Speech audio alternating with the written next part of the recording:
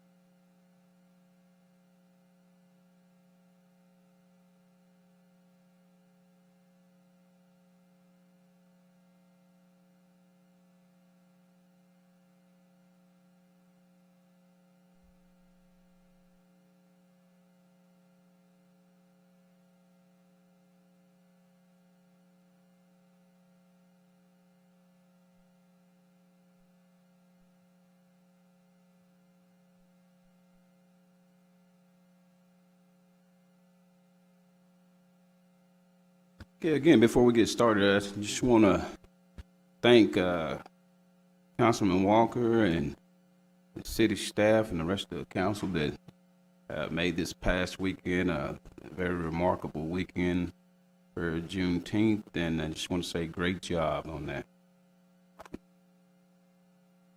Okay, we'll go ahead and get into our special agenda tonight, the budget workshop. Ms. McKell?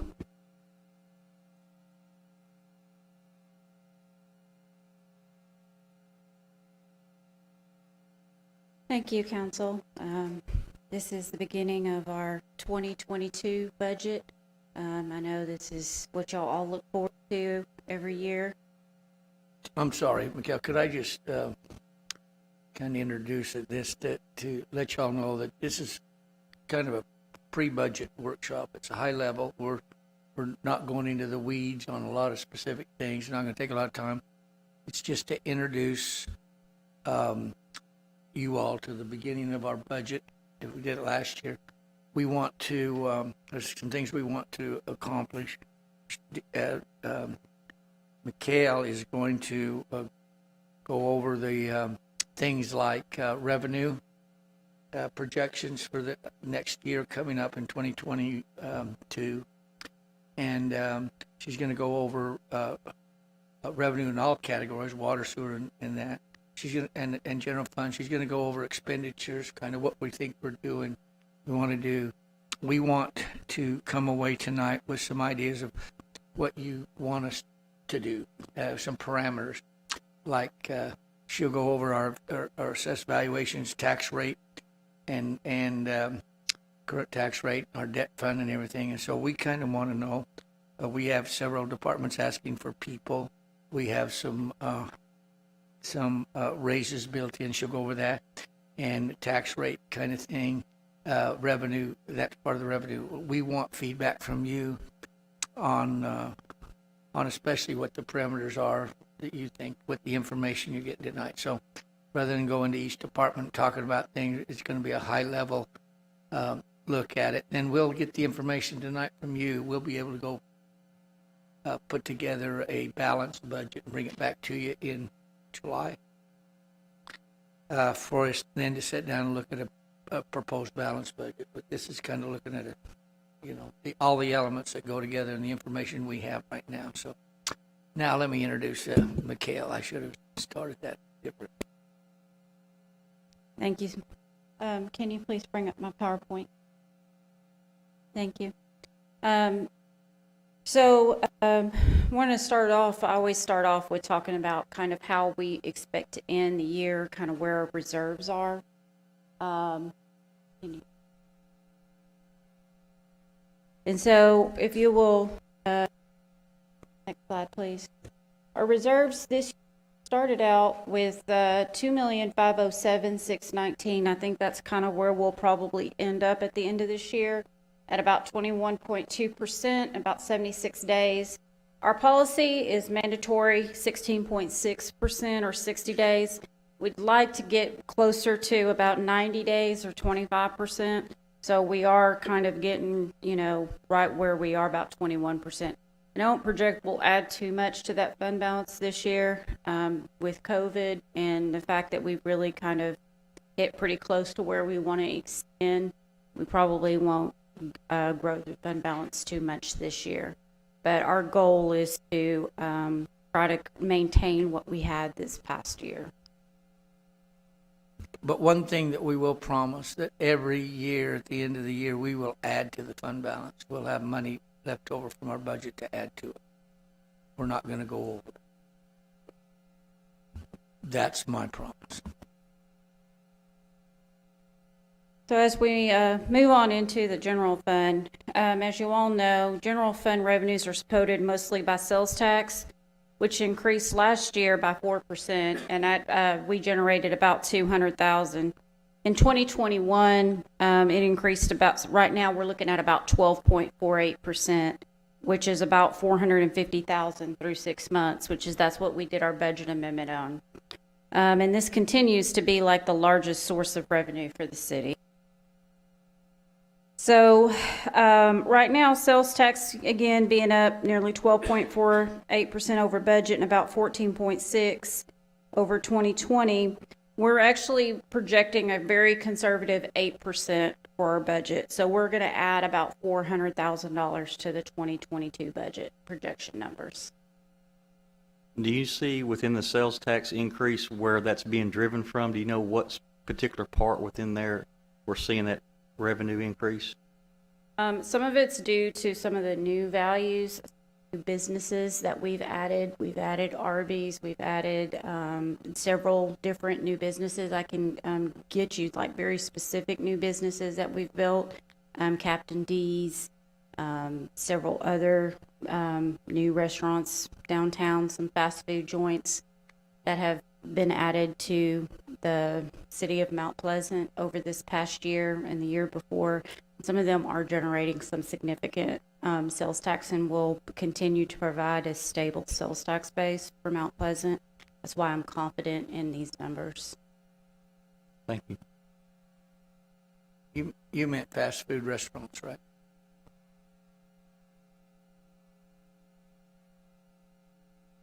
As we continue to move forward, we have received some very preliminary numbers. These are pretty much 95% correct, based on talking to the appraisal district. The new improvements are about $17.6 billion. Protests are still about $8.8 billion. But it looks like our taxable appraisals are going to be about 3.95% increased. Yeah, so we're looking at about $1.1 billion, 1.172 as opposed to 1.127. So we're only at 3.95% increase is what the final numbers ended up coming in at. I know when she showed up, she was talking about 15 to 17%, but our numbers that she gave us are only about 3.95%, and we still have quite a few under protest. So, but this is at her 95% is what she's given us. We'll get the final numbers in July. Let me remind everyone now, this $1,172,000,000, that is total value, appraised value of businesses, of homes, everything within the city is what that is. And we've increased that, or the president has increased that from 2018, just for the public there to notice, from 1 billion, 14 million, up to the 1,172,000,000.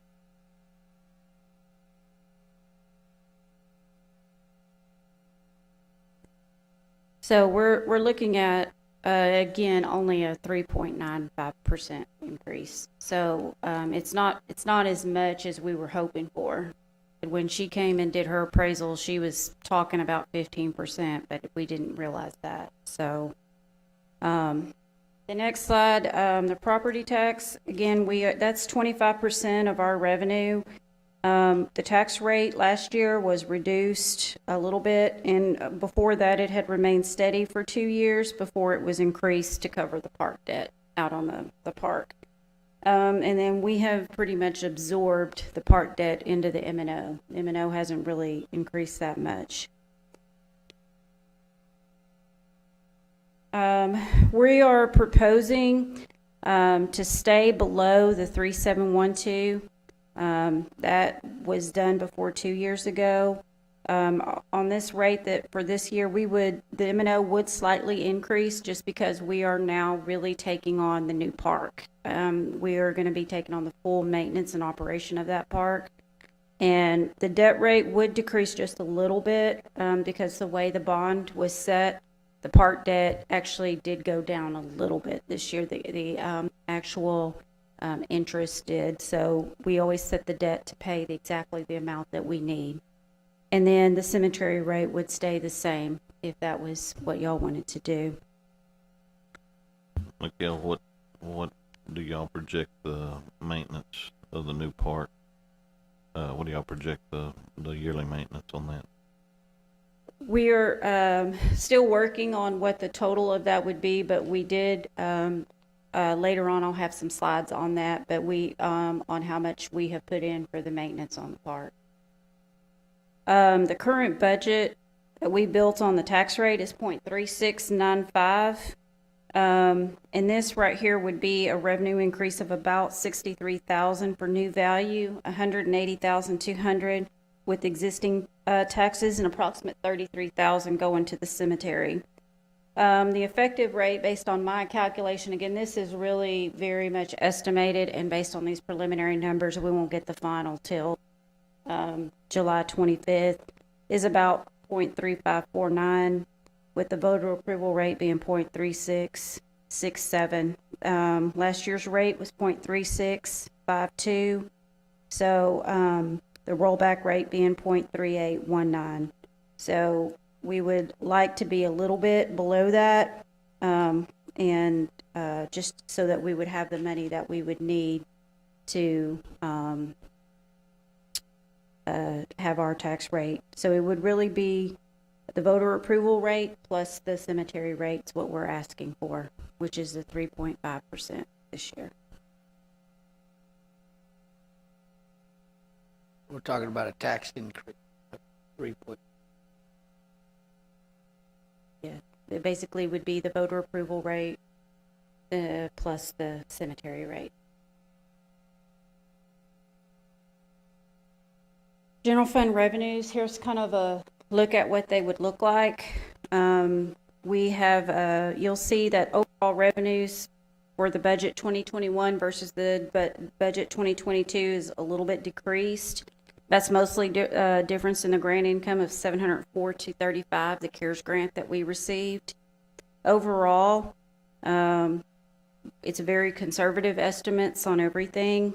There is a little bit of difference in the sales tax. You'll see that going up by the $400,000 between the prior year, and then we do have the transfer, the interfund transfer from the water and sewer fund decreasing by $250,000 because we're taking on the debt in the utility fund. So we're trying to reduce some of that transfer. Can I say that probably the two biggest things that point us to this little tax increase is, it is small, but is the fact that we are reducing the amount we're taking from the water and sewer, which we should, because we're taking a lot. And then the other is the parks maintenance and for the new park kind of thing. Those are the two big things.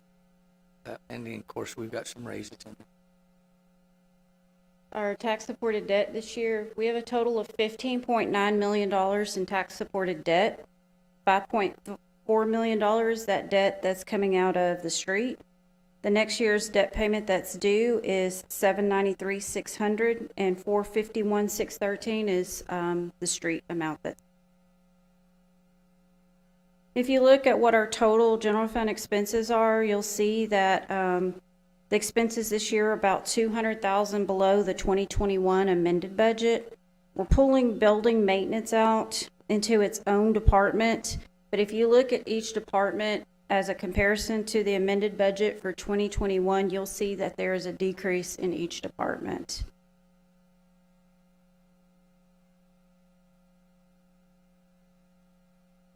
For payroll, we've calculated step raises for all employees. And would be every employee moving one step. For general fund, it'd be about 198,000. Utility fund, 52,000. Other funds, which would be airport, civic center, some of our other smaller funds, it would be about $20,000. Total step raises for all employees would be $271,800. We calculated what the COLA percent increase would be for all employees, 2.5%. So for general fund, the impact would be $146,800. Utility fund would be $36,200. All the other funds would be $20,600. Total COLA impacts would be $203,600. Several departments have requested 4 employees. One was an IT specialist. This position right now is currently contracted out. This is that position that we need here at City Hall. We talked about it when we went to that contract, and we decided not to do it, to try to do it with my assistant city manager or finance director position, which neither one of them I had at the time. But we, as you can tell, as we got more technology here, Jeremy's over there in the corner, we're contracting with the providers. So above what we're paying them, the $123,000 a year, we're paying them about $70,000 or more for 2 people to be here Tuesday and Wednesday each week to take care of things we've got to do here. And so, and to work with them and to make sure we get things done quickly. For example, if we came here, there's all kinds of things happening today. They're busy with the police department and airport and all of us all the time. But like tonight, we've had problems, with this stuff. We have them come, they check this out, make sure it's working, then they're here in the evening to make sure if there's any problems. A lot of times they'll fix things that we don't even know that happened during the meeting and keep us going. So we realized that we're spending $70,000 on that and thought we could probably pick up somebody that's here 5 days a week. We still need our tech guys, but they could do the work that way. If we don't want to do that, we still need 70 to 72 or 3,000 a year to help us keep that going during those 2 days a week. We thought we might turn it into a 5 days a week thing, so that's what that's about. So we'd be pulling how much away from the contract? Well, the contract is 123, so they're providing the services they are in the software and so forth and the maintenance on everything. So we wouldn't pull anything that away. We had to increase it in last year's or 2 years ago. Right after we hired them, we increased it, went to them, said we need somebody here at least 1 day. And we realized we needed them 2 days. And so it's been $70,000 on top of their contract. So that would wash away. Yeah. We got to thinking we could probably hire somebody full time and have them for 5 days and not have to, and that'd be a wash. So it's actually not it's a new position, but it's not a new increase into the budget at all. It's just a washout on that.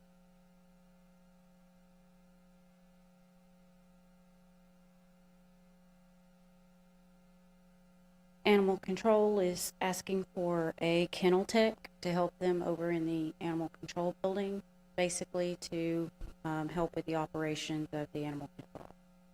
And how much is that? I'm sorry, I didn't write down the salaries of all these positions. That's going to be important to. But we'll have to get it to work it into the budget if we want to add to it. But again, before we stop at each one, look on down, we want 3 patrol officers, we want 3 firefighters, we want 2 park techs, so we can take care of this park we're about to take over, and then the event people. Yeah, I think it'll be important to the council to get the salaries for each one of those positions so we actually know what we're dealing with. Okay, I mean, if that's, I didn't put the salaries in for each position, but I can provide those to each one of you. This was, again, a high-level overview to see if this was position that y'all felt was useful, and if it was, we would work it in the budget. Let me just say, the kennel tech would be somewhere between 35 and 40-some thousand a year, probably, plus benefits. 3 patrol officers would be somewhere 50 to 55,000 apiece, plus benefits. 40 to 50, 45 to 50, something like that. That's times 3. The firefighters would be about the same probably. 2 park techs would be 35 to 40. And the 2 event workers, we had the community center there, but that was with the idea that we thought that was going to come on board here pretty soon. But we still got to talk about that. That's if we never build it, we won't use it. But on the other, those would be workers that we had. One of them is a worker that was in the civic center. We took away from the civic center and moved it to help us in the assistant position, kind of help us do that. We need hire another one, and then they would also help back and forth between the civic center and community center. But we need some people to do that. And as you know, we have a company in town that said that they were going to help us with some money to maintain this, and they mentioned that to us again today, by the way. So that would be part of the other 2 event workers. That's correct. So just, I appreciate the breakdown on the estimated salary, but with the number you just gave us, the way you're presenting this overall maybe budget, this will have to be added. These positions were not in your estimate yet? The IT specialist is basically a wash. And one of the event workers is because he's currently at the Civic Center, so we would just move that one from the Civic Center over to that, but one of the event workers would need to be added. The 3 patrol officers and the 3 firefighters right now, we're currently working on grants to try to fund those, but those would be basically fully funded the first year, then they would be 75% funded the second year, 50% the third year, and then 25% funded the 4th year, and then we would have to take them on full-time after that. That's assuming we would get those grants. One thing I want to mention, and I talked to the county judge here a few weeks ago, but we really need to. I think we have to see where we're going to go with the problem we have in the county with volunteers that we've heard about, and then also with the contract, because there's no sense in adding people and then we decide that we don't need that much. That's my concern, doing it now. But so I wanted to point that out about the firefighters. We may want to hold off a year to see what this contract's going to do. I've got a question on the police officers. I know Chief's short right now. Are these 3 patrol officers on top of what we're already short? Yeah, so right now we're currently down still 3 positions that were allotted under current budget, and the projection would be to add 3 additional positions. So instead of 33, we'd be at 36. Any other questions about that? Thank you. Let me just say that I'm not sure where the fire department is tonight, but my thought is that evidently that's not too important for them, or they'd be here. I just have to, the fire department deal, I sat in on the county commissioners, meeting, a little bit, and some of this is, if we're doing this based on what the county needs are, that's a county issue. That is not a city issue, and we do not need to be dabbling in county issues. If the 3 added officers or 3 added firefighters are because what the county needs, that's something the county needs to deal with. That's not our problem. Thank you. Like I said, these were just, we need to get your direction on which one of these positions y'all would like funded and which ones you don't, so we can put them in your budget. So that's kind of where we're trying to get is direction. I was going to say, why don't we go through, because we're anticipating when we get through, depending on what the revenues come out for the taxes and so forth, see where we are, and then we can make recommendations as staff. We're just saying those are the ones that are requested. We're not sure. We don't think we can get them all in. Yeah, we don't think we can get them all in, but we'd have to prioritize them, and we don't have to do that tonight, but we need to actually get out to where we know how much revenue we have, and and then start putting them in. And on the fire department, I know 2 or 3 were asked for last year and they didn't get issued. But once again, let me just clarify. When I sat in on the county commissioners deal, the issue is how many volunteers are there, and are they qualified to be there, and such. Okay, I sat in, I listened, and the statement was made that the volunteer fire departments are not required by the state of Texas to have training. Now, I understand that may not be the safest thing to do, but the volunteer firefighters are out there, and if you're out there in the county, your concern is for somebody to show up regardless how much training they have to show up and help you. That's your neighbors. That's how it works. And these people have moved to the county, and they know that this is going on. But in the same statement, it was made that, but we require this much training of them. Well, who's requiring that much training of them is my question. And what does the contract require that we do?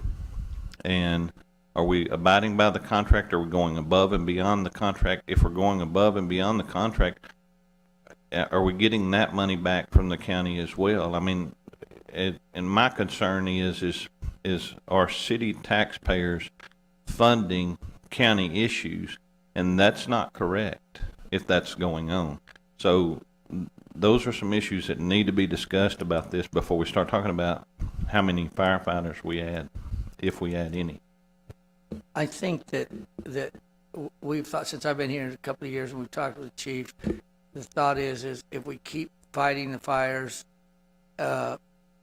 we keep the contract in the county, we probably need to add up to 12 people more and another station, and to do it well. And part of the problem with us maybe giving a little more, I think that we got to give them a truck and 2 people to a fire. But the ISO rules, which is the one the number that determines what kind of a fire insurance you pay, and on and on and on, rules are you have to have 4 people on a truck to go to a structure fire. So you can have 2 out and 2 inside, because it jeopardizes the safety of the firefighters if you have 1 in by himself, and you got to have 2 in, 2 out. So sending a truck with 2 people, even though that's the contract, that's what it states, it probably needs to be updated, because we're sending 4 because of the safety of our guys. And I can wholeheartedly understand that. I do not have a problem with that. But if we're sending 4 guys and we're only required to send 2, we need to update that contract. We need to be paid for that contract, okay? And if the volunteer firefighters are not required by the state to maintain any training, but we're requiring to and hindering people from showing up because we're telling them they don't have enough training, then in my mind, we're stopping people from helping their neighbors. And that's just not something that I think is what we need to do. It's a county issue. We need to let the county deal with the county issues. Understand that they're paying us to do a service, but they need to pick what service they want, and they need to provide the money for that. And that's all. That's where we stop at. City taxpayers do not need to subsidize county firefighting. Period.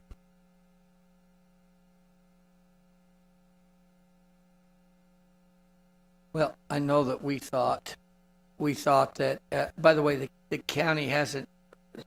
They have not. I've talked to the judge and the commissioner too, and they have not. They're not being at all antagonistic to us. It's a good discussion, and they're trying to decide what they need to do for in their budget kind of thing. And so the contract is up. It's been, I think it was a 10-year contract. Yeah, and we extended it, and we're about to extend it another year. I think extended it 2 years last year. so we could decide what we're going to do, because they're deciding how they want to go forward with what we're doing now. And that's why I'm thinking before we add a bunch more, thinking it's going to be a permanent long-term contract, we may want to wait. Yeah, that's all I'm saying, yeah. Obviously, my point is that the fire department is going to be a sticky issue, and so you need to make sure we dedicate plenty of time to that as we go forward over the next month or so. Thank you. Prior year, we created the new technology department with a budget of $205,000, and as we consolidated all of the different ITs into one budget, we saved $140,000.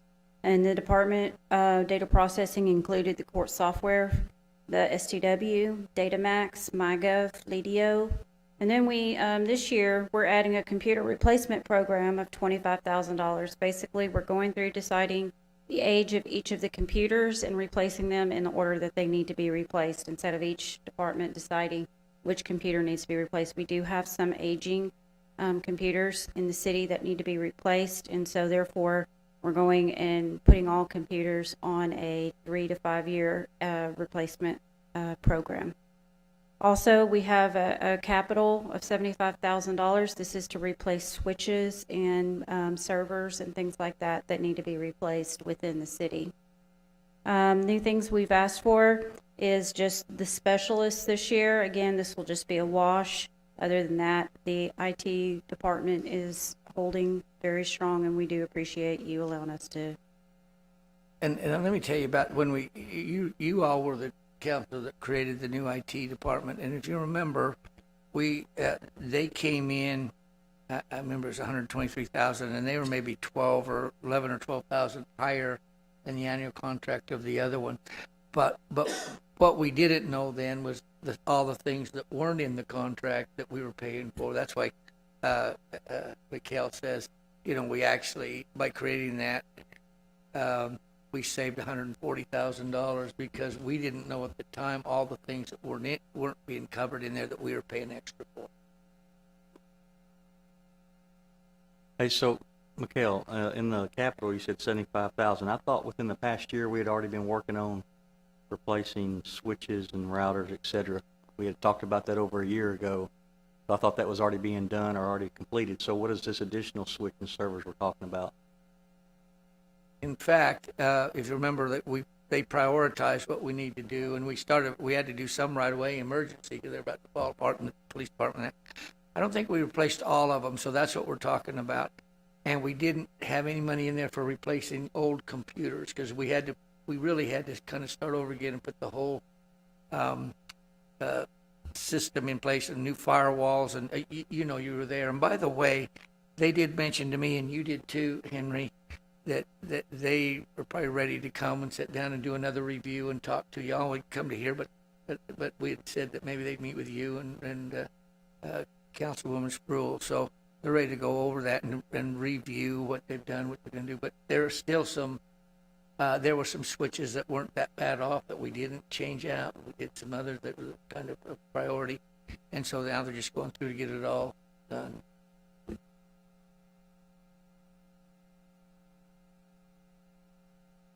For the fire department, they've asked to remodel their Station 2, doing door locks, security upgrades, and some things like that for approximate cost of $43,400.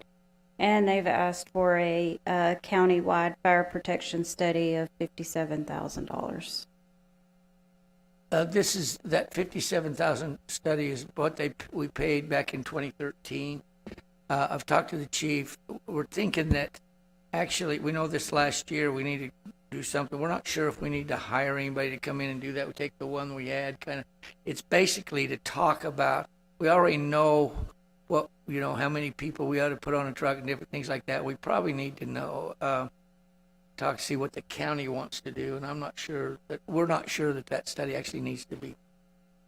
Yeah, I was involved in that one 3 or 4 years ago.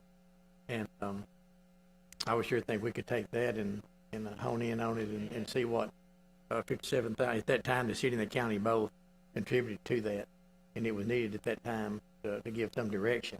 But I'm not sure about this one here. We may find that we need to tweak it or something a little bit, but we have not really, I don't think we've really studied that question enough yet. We just said, well, it cost us that then, we may need it, but at this point, if we find out we need something, we may want to come back rather than put that in there, because we haven't vetted it yet. Just at a real quick high level, what is the purpose of the remodel? Is there something that they're needing because they need to remodel it, or is it just 'cause something they'd like to have? I mean, what is the purpose of the remodel? And Mikhail probably knows more specific, but it's just stuff rotting, cupboards rotting in the top and different things they're living in. It's just stuff that needs to be upgraded. It's dated and worn out. Yeah, a lot of that stuff is kind of outdated. I know that, it used to be the National Guard Armory over there. And, yeah, but there's still, I've visited, and it still has a lot of the old things in there. It does need some update. Are there any grants out there for that at all? Anything? I haven't looked. I've really, believe it or not, I've been applying my a lot for grants lately. I'm working on the new $3.4 million grant right now. Just finished up the winter storm grant, so I haven't really had a chance to look for this specific for fire department remodel grant. I can put that on my list of grants to look for, but I don't know that there are any out there. Actually, what is the amount they want? 43. I mean, we've still yet to do, and we need to do this part of the budget. Mikhail talked about the $3.45 million from COVID money. I don't know what it's called. The American Recovery Grant that we get, and we're justifying it now. We're going to get 1.7 something in July, and then the other 1.7 something in January. But we're looking at we have to justify it with expenses that we're making now in this year's budget that ends in September, and so it's very. I think you've already got the one. I think it's one. I think we've already got qualified for at least a half of it. We'll get the rest of it done. And then once we get that money, then we can really use it on anything we want. So that may be one of those things. But we need to meet and talk about what we want to do with that money and then set it and prioritize them and then go.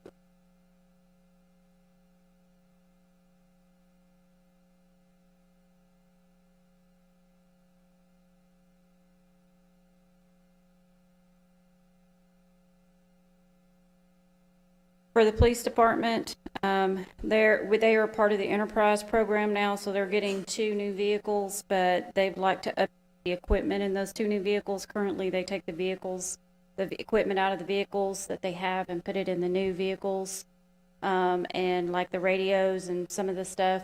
But they'd like to update the equipment in these newer vehicles that they've got, and it's about up to $17,200 to do that, and then 2 new ones that we're getting this year. So they'd like to do that. And then the CID edition that they asked for last budget, we did budget it, but when the cost of materials and everything skyrocketed, you just couldn't afford to do it in this budget. So they're asking for a little bit more higher price so they can get it done in this budget, just because of the cost of materials went up so much. So that's also there. And then they're asking for a camera drone. Their drone went down that they had. It's no longer repairable, so they're asking for a replacement camera drone for that. Mikhail, real quick on the equipment that we're going to upgrade in the 2 new vehicles.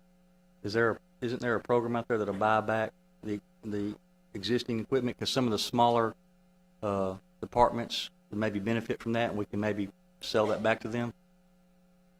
So, no.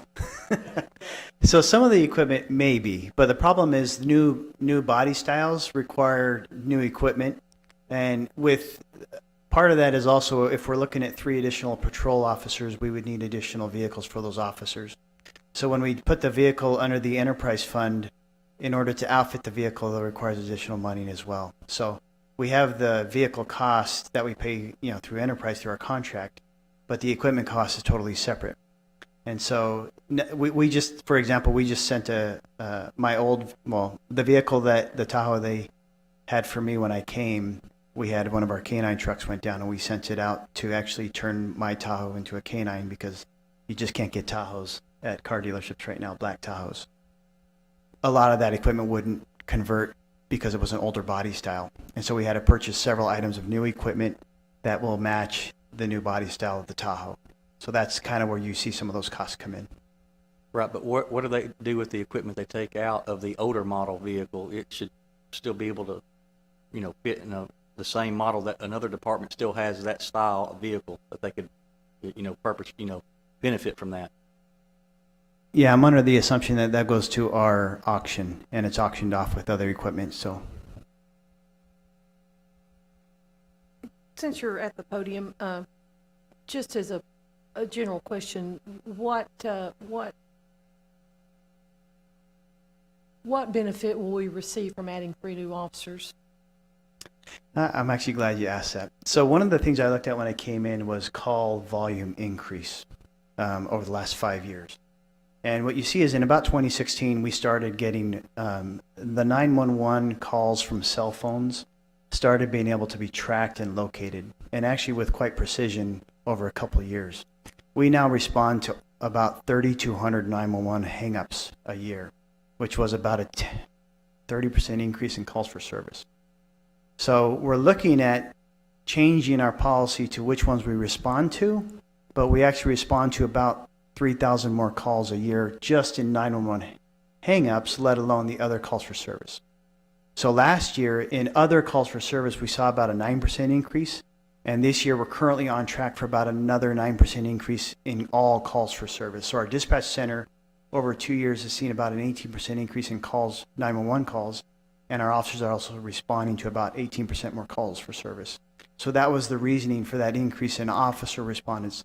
Try to beef up our numbers, especially during the day that we have when our population is greatest, but also look at our CID staffing and their cases, which are also increasing, and trying to alleviate some of that so we get on cases faster. Number of officers on a shift in any one day that's patrolling? Yeah, I'm almost hesitate to say this, but currently at full staffing, we have 5 officers per each shift. So 5 officers on day shift, 5 officers on graves. But our minimum staffing is 3. And most days right now, we're probably running about 3 officers for our day shift and our graveyard shift. With our daytime population, that scares me. With our nighttime population, though, their call volume has actually seen a significant increase in calls that they're responding to.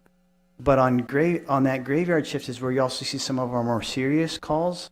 Unfortunately, crimes against persons a lot of times happen during the nighttime. Well, 3 officers can get wrapped up in one of those very quickly, and I'd be much more comfortable if we had at least 4 on every shift. So with vacation and training, that 5 is often at 3. And actually, he feels like he needs more than that. But if we got this with a grant, he wants to kind of try to do that again next year. Yeah, and to add to that, our day shift, we do have CID and other administrative staff, and we often see our CID detectives come out on those major incidents. You may have seen the interstate accident we had last week. We had our detectives showed up. We had administrative our lieutenants out there. I was out there. So we all jump and pitch in, but that's not always the case on a Saturday or on a Sunday during the day. And obviously on graveyards, that's a different case as well. Do you keep lieutenants and office staff on nights and weekends as well that could pitch in or not? No, I keep them pretty busy during the week, and so I really need them there during the week. CID is, we have a call-out rotation, and we always have somebody who's on call all weekend in CID and patrol. So we often are going and calling patrol officers in on their weekends during the week. They cover a week at a time.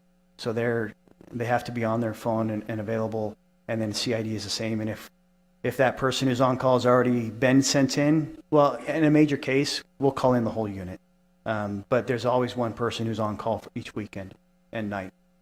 And obviously, if they needed you or upper management, they could obviously get a hold of you. I'm not saying that. I'm just curious. Do y'all rotate on your weekend as well on call or not? For the admin staff, no, we're always on call. I think we're often receiving calls and texting. Yeah. No, my lieutenants are great about communicating at night. My patrol sergeant lieutenant gets a lot of calls. He may 2 a.m. be then calling the CID lieutenant, who are also talking. So they're really good about communicating. When one of them takes time off, we have them cover for each other as well. I often, I mean, why I'm asking or why I'm stating, I obviously I kind of knew what the answer was, but I do want the citizens to understand, and I want our staff, I want the city staff to understand that our business community, our working community, our, all the citizens of the city, they do this as well every single day. They're on call every day. So I don't want us to fall into a deal of, oh my gosh, we're on call every other weekend. Well, you know what? A lot of people are on call every weekend. Something goes wrong at their business, they're up in there. Something goes wrong at their work, they get a call, they have to work. So I just wanted to make sure, so everybody knew that y'all were on call. No, I actually appreciate you pointing that out. I actually had an officer come to me the other day, and she was expressing that she's been on call every other weekend. Our officers work every other weekend and have every other weekend off, but she's been on call her off weekends once a month, going now for several months, and often she gets a call in on those months or on those weekends. And so our officers are actually very attentive and very good. We often see people just show up because they got a text or they were traveling through the city and they had a radio on. Our officers are actually really good about showing up when needed. One thing too about being on call, really any of our departments, if they're on call, it may mean they may not get any calls and have the weekend, but they got to stay close. They don't get to go to Texarkana or big city or do it. They got to stay close. So that on call does tie them down. Yeah. Yeah, and for some of them, if a friend has a birthday party, they're not having a beer with it. They're just having a soda or a water because they are ready to respond. Thanks, Chief. You might want to stick around. They may have some questions for you that Kim.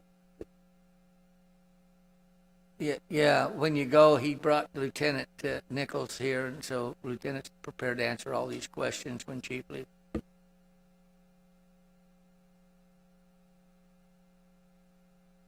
The kennel tech is going to cost $31,122. Sorry, I didn't have it on the other page, but there you go.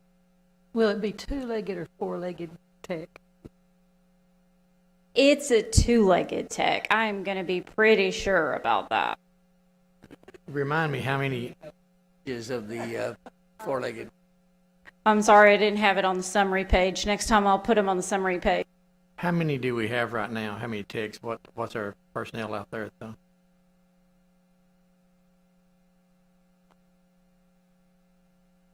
Council members, bro, we don't care if they're two-legged or four-legged. They just have to do the job. Two-legged works much better, though. No, we currently have 3 animal control officers, and then we have somebody who, for the best term I can use is kind of manages the shelter. So we have 4 people out there. This year, we actually, with some personnel savings, were able to bring a part-time person in for a few months to help us. And that kennel tech helps clean and take care of the animals. We really are trying to get the animal control officers out into the field. So as you can imagine, we have 6-day coverage, and so 4 people have to stagger days off. So if we have 2 animal control officers in, one has to be there in the building, and together they have to do all the cleaning and the feeding, and so we may not get an animal control officer out to the field for a large chunk of the day. And then the other day, we have the person who is in the shelter and 1 animal control officer. And so with that staggered, we just would like to get our animal control officers out to the field more rather than be call responsive, but do some proactive work out in the community. And that kennel tech would help alleviate some of that time. This question would be, I guess, for Mikhail, but do you remember when our contract comes up with Gilmer in Pittsburgh? So it just came up. Yeah, so we sat down together and looked at it. That contract allows the increase per contract looks at the consumer index pricing, and we've written that into our monthly payment by those 2 cities. And then we actually, they do a one-time $5,000 was last year, one-time payment in October. What I did is what we decided to do was look at budget increase. And so we looked at budget increase. So nothing changed last year. So we went back 2 years to look at that consumer index pricing increase, as well as our budget increase over the 2 years. And that 5,000 will reflect a percentage of what the budget has increased as well. So we're trying to offset some of those increases through that contract. Those contracts will come here for approval?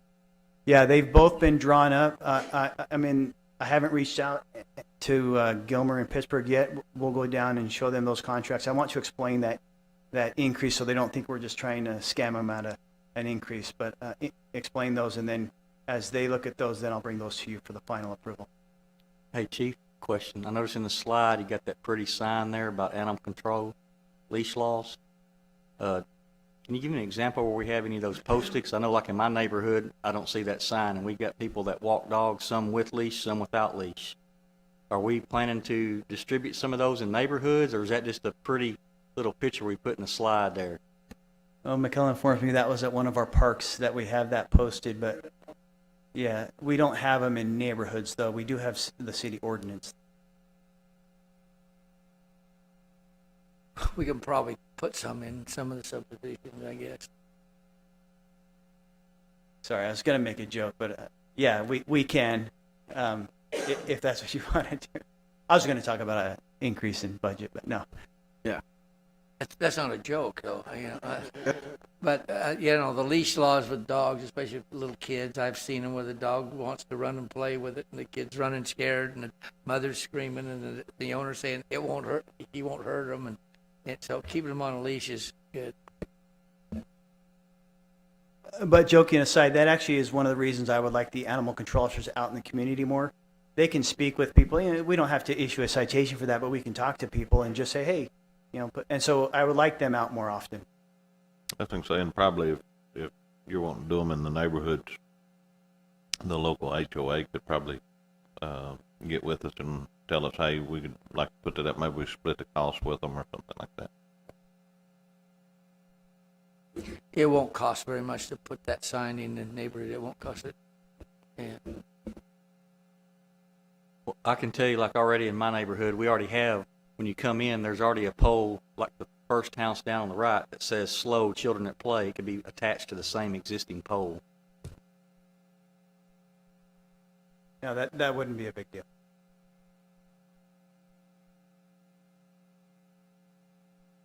Well, thanks, Chief. We certainly appreciate it.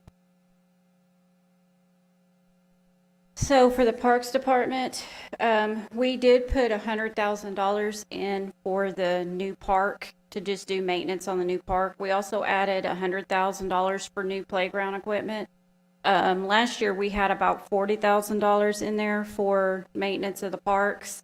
And then we have the skid steer in there for this year. It's going to be $121,625, but it also includes several attachments that the park's going to need to help maintain the new park as well as maintain some of the other parks.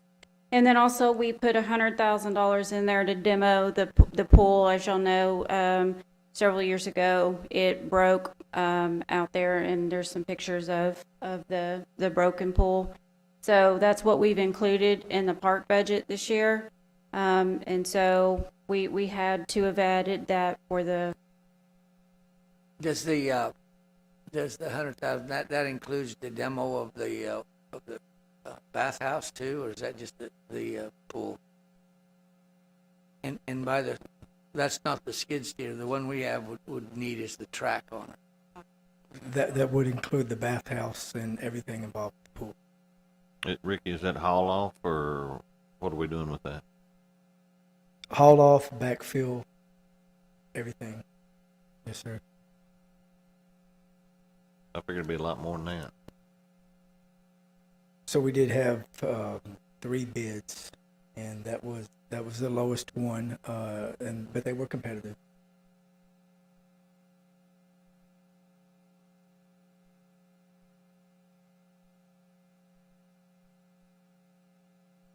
The shop is requesting a hydraulic hose machine for crimping hoses. And so that one would be $21,206. Does that include some initial hosing and crimps and connectors and all for them to start off with, that price? Yes, sir. The street fund, we started at the beginning of the year with a balance of $2,982,852 in the fund balance. In the current budget, we utilized $1.3 million of it for streets, and that left a fund balance of $1,689,852. The street fund was originally created in October of 1996, and that's when the first franchise tax payment hit there. In the fiscal year 1997, the city began charging the street fund to that department. It was moved from the general fund over there. The street department salaries were around $350,000 back then, and they had a maintenance budget of a little over $2 million. But in 2012, the street bond was issued, and currently about $4.7 million remains on that bond, and it will be paid off in 2032. Sorry. This has been a long night so far. I'm sorry. I'm trying to get through this as quickly as possible for y'all. The fund balance has grown in this fund annually, but it has supported the maintenance and operation of the street department from the beginning. So this fund has not only done most of our street maintenance on all of our roads, but it also has supported our street department. So this year, this fund was projected to operate at a deficit. It was carrying over the $420,000 of audit revenue that we got from that franchise tax audit. And then we carried over some more to do about $1.3 million in street repairs and engineering on those street repairs. The current budget does not include any fund balance, but we may need to carry over some of the $1.3 million that does not get completed on the street repairs for this year, that whatever they don't get completed. So currently, we're looking at about a budget of $1.5 million in there. The franchise tax are the only revenue really in the street fund, and that's budgeted around $1.2 million for the 2021 budget, and we're currently about 9.6% over budget. Right now, we're starting with a projection of $1.2 million. I want to watch it for just a little bit longer before we project that up a little bit. We'll probably bring it up a little bit, but I'm not sure how much I want to bring that up yet. Let me ask, did our bad winter not have an effect on our streets this year where we're putting more money into them because of the February ice storm and all? I think I'd have to ask Andrew more about the condition of the streets. Overall, the condition of the streets haven't deteriorated too much in the last year because of the winter storm. We have a couple locations, mainly the concrete streets, that have been ignored throughout pretty much ever since we've inherited them, that we have to take a look at, and we're still analyzing those. But for most of the asphalt roads, we're trying to play catch up because nothing was done last year, but they haven't deteriorated to a point where, they're really something that has to be concerned about, and we'll just keep on a regular program. The 1.5 million includes maintenance and overlay and slurry still so forth on asphalt, but there's some major repair on some concrete streets. Is that Green Hill or Greenville? Yeah, over there. You have to take a big section out and replace it, and so the concrete streets, there's some of the redoing of some of those that need to be done, so we don't have some car falling and big holes under it.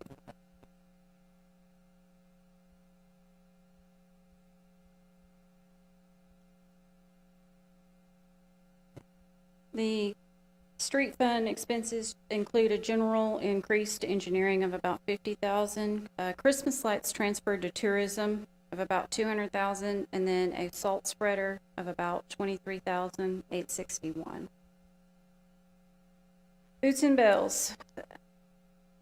For clarity for me, please, so back to the issue is altogether.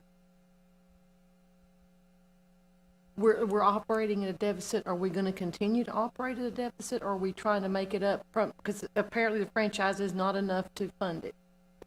So right now, we're currently trying to operate at a an equal this year, and whatever we don't get completed in 2021 will carry over to do whatever street repos in 2022. And I plan to operate at a balanced budget this year and not at a deficit. But I don't foresee us having enough money to put any into fund balance for 2022. Do we not have more income coming in now than ever before on the franchise fees after the audits and all that we did? The ones that wasn't paying, et cetera? The problem is the street fund expenses have,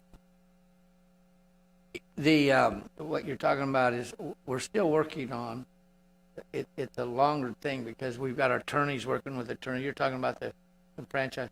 And so it's going to happen, and we are going to have more money. Right now, it's not. If you remember, we haven't brought a franchise document to you to approve yet, but we've got attorneys talking about that franchise document and making headway to close it, and we sent them a red line and everything. So that it's going to happen. We are going to get a new one, and we will be getting that extra 100,000 every year and a bunch of, and an increase in stuff that we haven't ever gotten before. But we did get some increase. We did get some funds from some of those companies that had fell through the cracks. We have received that, and that's been put in the bank, hasn't it? That's correct. That showed up maybe last year's budget, but it was about it was how much?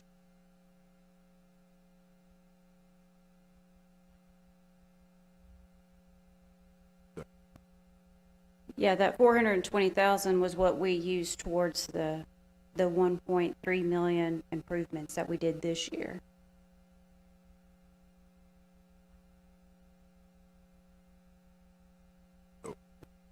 All right, so on the Boots and Bells, Old West Tourism, Hot Tax Civic Center, as y'all know, we combined all of those last year. So the fund balance for the hotel motel was about 86,000. The tourism fund balance was 73, and of course the Civic Center was operating at a deficit. So the total combined hotel motel is about 80,331. The hotel motel revenue, the budget was around 550,000. Currently, we're at 9.88% above budget. Since Avenue's taken over our collections, we've made it easier for us to collect and the hotels to pay. We've provided an online platform for them. They can actually go online and pay, go online and file all their taxes. So, and then we can keep up with their audit payments. And so I believe that is contributing to a little bit above the fact that we're above budget. So that's basically the 9.88% that's above is by receiving those funds that we was falling through the cracks before. Are all of our hotel and motel, are they paying, are they caught up? I know we talked previously about that and some of them were still lagging.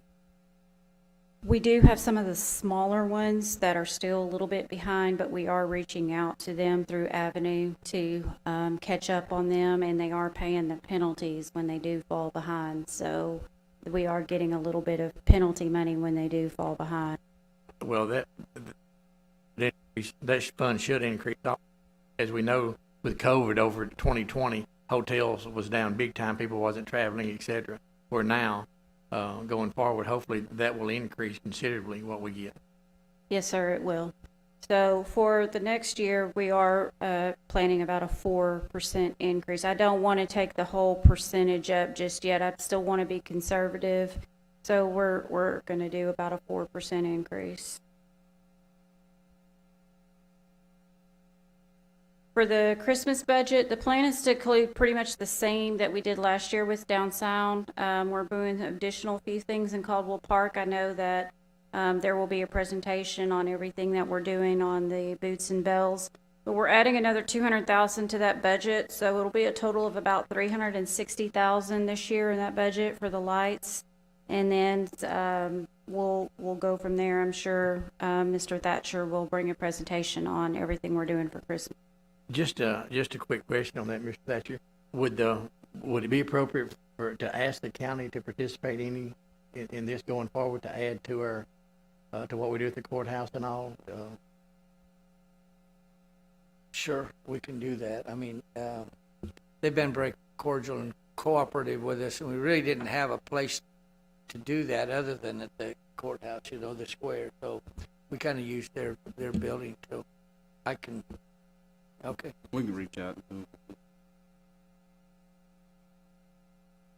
Moving on to the utility fund. Utility fund reserves were about $4,023,688, which is 34%, 124 days. As y'all know, we were higher than our desired policy, which is really good for that. The bond company does like us to keep a debt service reserve for that, because we do have the bonds, and now that we have the $57 million bond, they will expect us to remain higher than our policy to make sure that we keep at least one payment in the bank at all times.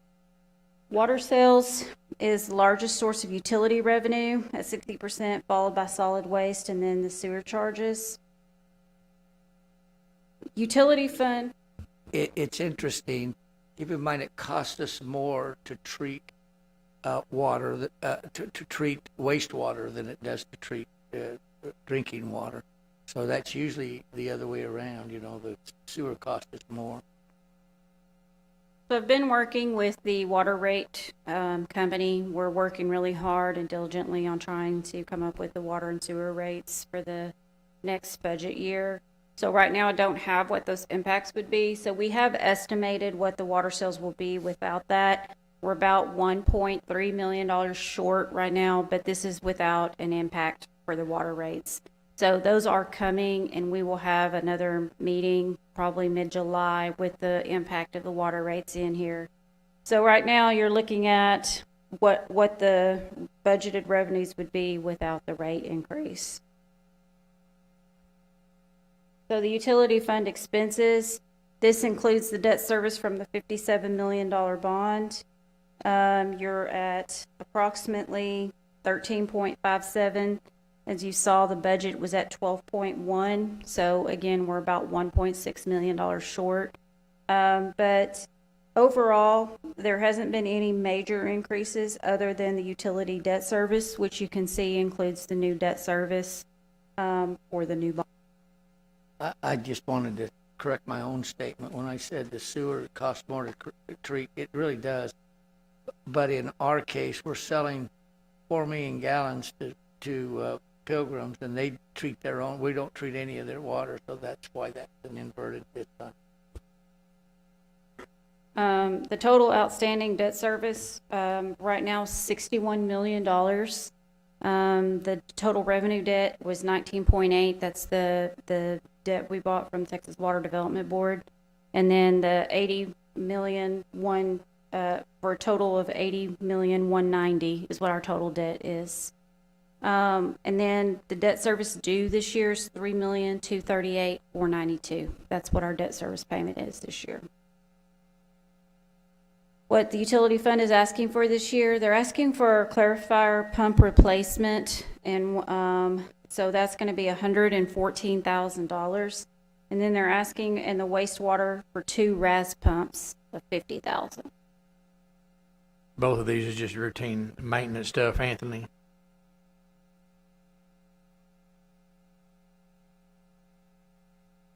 Yes, sir. They're beyond their life. So we're one of them. If we rebuild them, they're about 15,000, but they don't last. So we're trying to go and replace these. We've had them for several years. Anthony, are we considering purchasing a generator? I know when the ice storm hit, we got into a situation where maybe our generator didn't generate quite as fast as it needed to generate. That's actually for the LBS plant on the water side.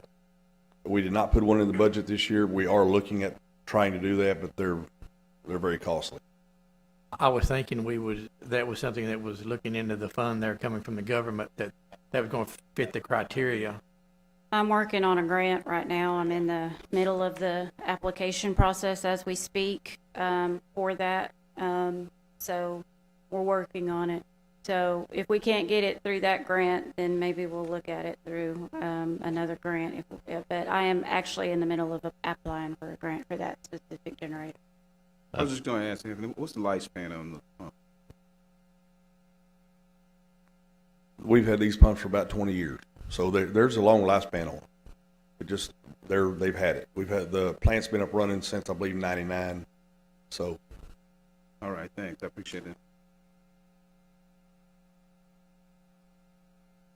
So the airport, they have asked for just basically a side-by-side with I'm gonna get those with that same equipment lease that we bought the ones for the Parks Department with, about $3,000.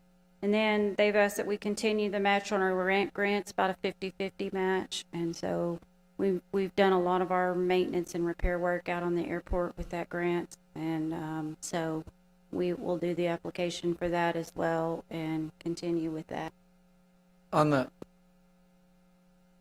What happened to the old one? They purchased it for you?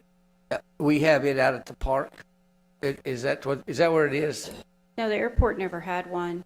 No, not that, well, no, we had purchased one and we were just trying to find where that one was located. Yeah, we purchased a camouflage one.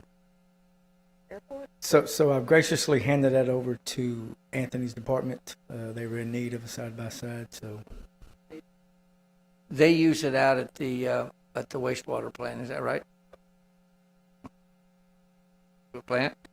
And the airport, that's Paul, by chance, they get a Learjet come in, or they get somebody that they have to run something down it just works well to get 2 or 3 pilots up in one of those, bring them in and that kind of thing, so they're not, running out or walking or whatever, and they go up and down so he told us that would really help him. That's what this is about. And we've done this match on this ramp grant through the state for a number of years. Nearly 10 years. Well, on the side by side for the airport, we've got an expert sitting up here with us. My question would be, would not a couple of golf carts be better than a side by side price wise? Maybe just a contribution.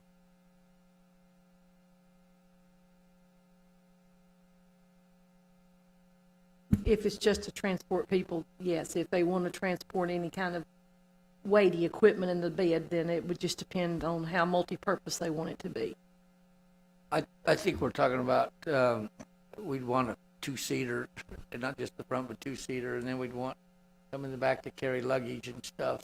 And I don't think it's heavy, a lot of rocks and heavy stuff, but we'd want enough for their bag. So we'd have to do a kind of what am I trying to say? A special order thing.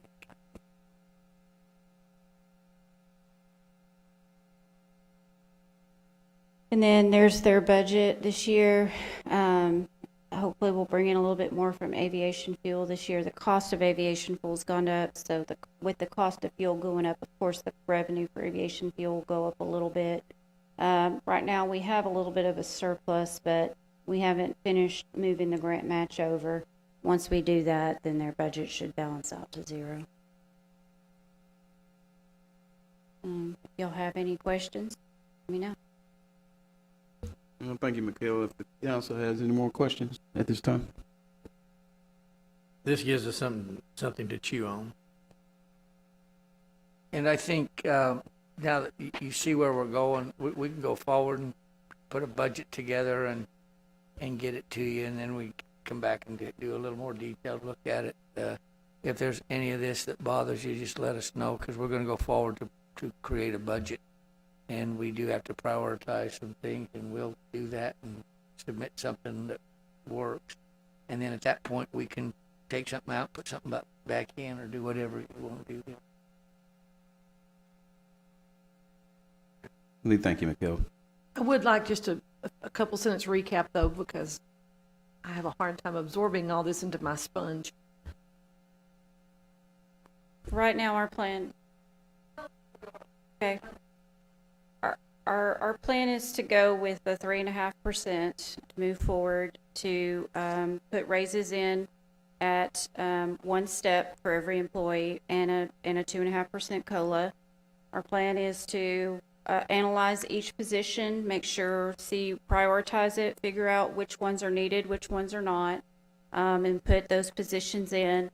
Our plan is to try and put in as many of the capital items that were requested that our budget can hold, and prioritize those, and then run a budget, see where we are. Based on your comments and feedback here tonight, I think we'll relook at each one of these items that we have on our agenda and run those through the budget as well. And then we'll look at it and see where we are balance-wise. And then And our effective tax rate, you're still looking at a 0.3712? we'll be under that. We're looking at a 0.3695 kind of is where I'm aiming to be along with the cemetery rate. And that's again assuming that our appraisal numbers hold true. Yeah, I mean but again, we're at 95%, and these are just based on my calculations, because the appraisal district will do her final calculations based on what the protests shake out at and what the final numbers are. This again is just based on me taking the numbers that she has given me here recently and plugging them into a truth in taxation worksheet. But in the overall, so we're looking at lowering our tax rate, but we're up 3 million something in total potential value. Where are we on our budget? What's our budget going to be this year versus last year?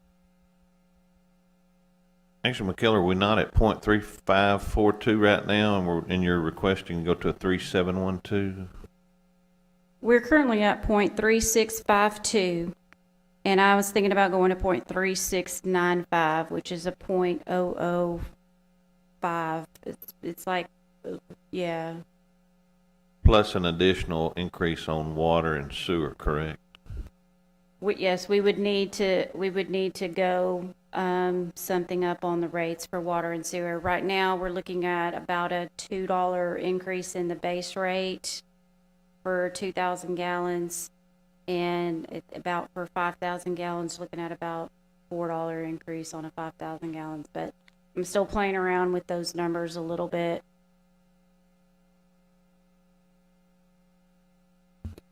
Yes, that has a bearing on this, and we're doing some other studies and modeling from information we found out in the snowstorm.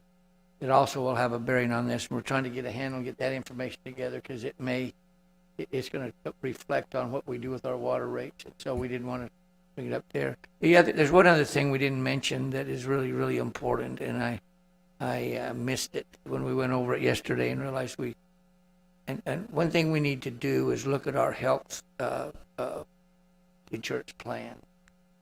We're putting about $1,200 a month in it cost for the plan for all the employees if they have their spouse and families on it. And to have a plan this is my opinion based on what I know and do, if we're spending about $1,800 a family or $1,800 to $2,000 a family, then you have a decent plan. But when you got $1,200 in there, we're paying for a plan that's not real usable for our employees. And we've got employees that make $35,000, $40,000 or $50,000 in their kids, and a lot of them don't even take the family coverage because it's so expensive, and it doesn't cover anything. You got to pay for $10,000 before you ever get any coverage from it. And so the employee has to pay $5,000, and the rest of the family has to pay another $5,000. I know it's high deductible. That's what it is everywhere. But this is a tough place to hire people. Now the people will come because they don't know. But they won't take the health insurance, and it's part of the package, and I think we're wasting money spending money on it because I don't think it covers like it should. But that's my opinion. We need to look at it. Back in 2000, that was the question. Darlene, can you explain that high deductible insurance from where they started to use it and why? The reason why we went to the high deductible is because our plan, we had co-pays, office visits, you had out-of-pockets, all of that, and it went up like 19 or 20%. And it was costing us more and more to try to. So the industry standard, most are going to these high deductible health plans with the HSA. And so that is why we went to this, to take our costs down. And it did, but this year we had another year, it looks like, and I don't really know if how far we want to get into it, but we're going to have another pretty good increase because the plan is being utilized. And so we're going to have to look at some other options and things to try to see. But irregardless, if we try to go back to the other, because of our experience rating, it's not going to help us with the other plans. And I'm not thinking we go back. I mean, we're here with high deductibles. That's where we have to be. But everybody has to put the co-pays and so forth. It's one thing to go to the doctor and you pay a co-pay, but they pay a lot of it. And then when they reach 5,000, then it's 100% covered. And a lot of people, if they pay that money, they do it at about December 25th or 6th, and then they get 100% for a week or something, or they never reach it. So they're paying out of their pocket all the time, and they just don't go do it. I just think we want to look at it. I don't know that we'll be able to add any money to it, like Darlene said, or we may not add any money to it. But I had a friend who's a city manager. He's actually assistant in a big city now, but he said, I give my employees $750 a month and let them buy whatever they want. And I said to him, he's a good friend of mine, but I said, does that make you sleep pretty good then? Are you able to sleep? Because I think we've got a responsibility. We can't pay for everything for everybody, but when you got people that just aren't doing it because they can't afford it, and it's supposed to be a benefit, that we ought to do something, and something more maybe. And I don't know what that is yet. I know Darlene and I talk about it, and Kel and I have talked about it, and I don't know what that is, but it's not getting it done. I don't think. And we have people that's got serious illnesses that go without their medication because they can't afford it. Because, by the way, the medication's tied into this, too. You got to pay it as part of that $5,000. Then when you get to 100%, it's 100% paid. And so, anyway, it's just all I'm saying. One of the things I was thinking is maybe I asked Darlene, we're going to be talking to our consultant that helps with this. Maybe we look at the prescription. And by the way, the prescription drugs are just, as you all know, like going. But if you got a program of that's out, that's just a copay and non-generic, and there's all that stuff. But they do some of that, but it's all wrapped into the $5,000 deductible, and then another $5,000 for the family. So it's a $10,000 total deductible for it. They get their benefits. So it's just it's a hard thing. So my question on this, of course, I'm always the one to I guess be the anchor in the deal. I drag it down. But so we're talking about giving a step raise that we set up to every person, and I understood that those were maybe to be issued by the supervisors as we go. So we're just going to automatically give everybody a step raise, and then on top of that, we're going to give a 2.5% COLA. I would say, and if we're talking about upping the insurance for them, are we defeating the purpose of putting everybody on the step raise? Because the step raises were supposed to be performance oriented. Am I not correct on that? And then, so my question would be, are we not better to leave those performance oriented and maybe give a 3% COLA this year instead of jumping up and giving a step and a 2%? Because I want everybody to understand we're responsible for the city employees, but we're also responsible to the taxpayers. And a lot of these guys in the county budget talks, the statement come up that your $300 doesn't go as far in the grocery store. Well, you know what? It doesn't go as far in the grocery store for the taxpayer either. Okay? So keep that in mind. And as we talk about raising water rates, we need to think about who everybody's paying those water rates. So can we look at the lower end of that and maybe stifle the increase on the lower end users, elderly, single family homes, stuff like that, and maybe on the upper end of that, say businesses or something like that. Maybe, you know, at my business, if I had an increase of, you know, whatever, I mean, you know, if you increase mine $40 at my business, I'm not going to really notice that. You increase somebody at their house by $10 on their water bill, and you can get a phone call.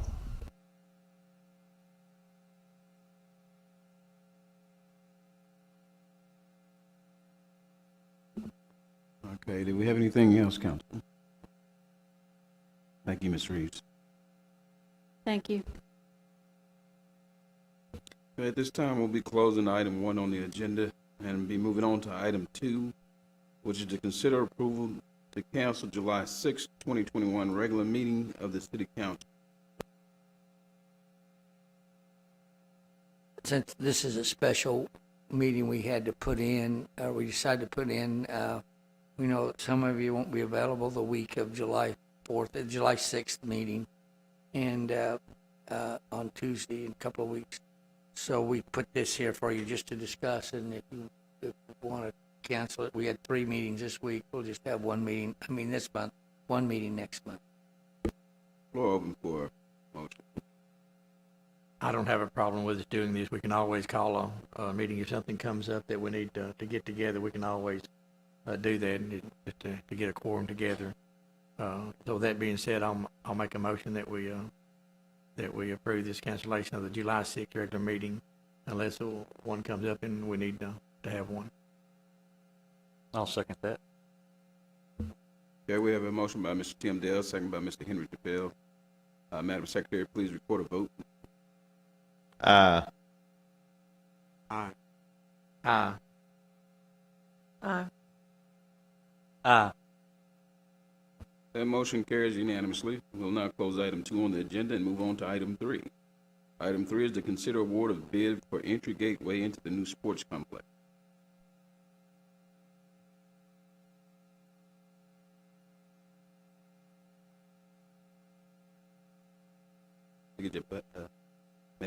Mr. Buck, you match? Sorry, thank you. What I have before you, or what's before you right now, is a bid from Stansel Construction to construct the archway that we've discussed numerous times at the entryway off of 271 at the park. It's for $31,060, and it includes the masonry and the steel. The only thing it does not include is the lettering, and we'll have a source for that. I'm sorry, he didn't have a source? We do. We're going to use the same people that did the lettering for the other signs. So it'll be identical material, font style, etc. Yes, sir. Do you know about what that cost will be, ballpark? I don't have the exact price on that. Do they give you an estimated start completion time frame on that, Lanny? He did, but that was about 2 months ago.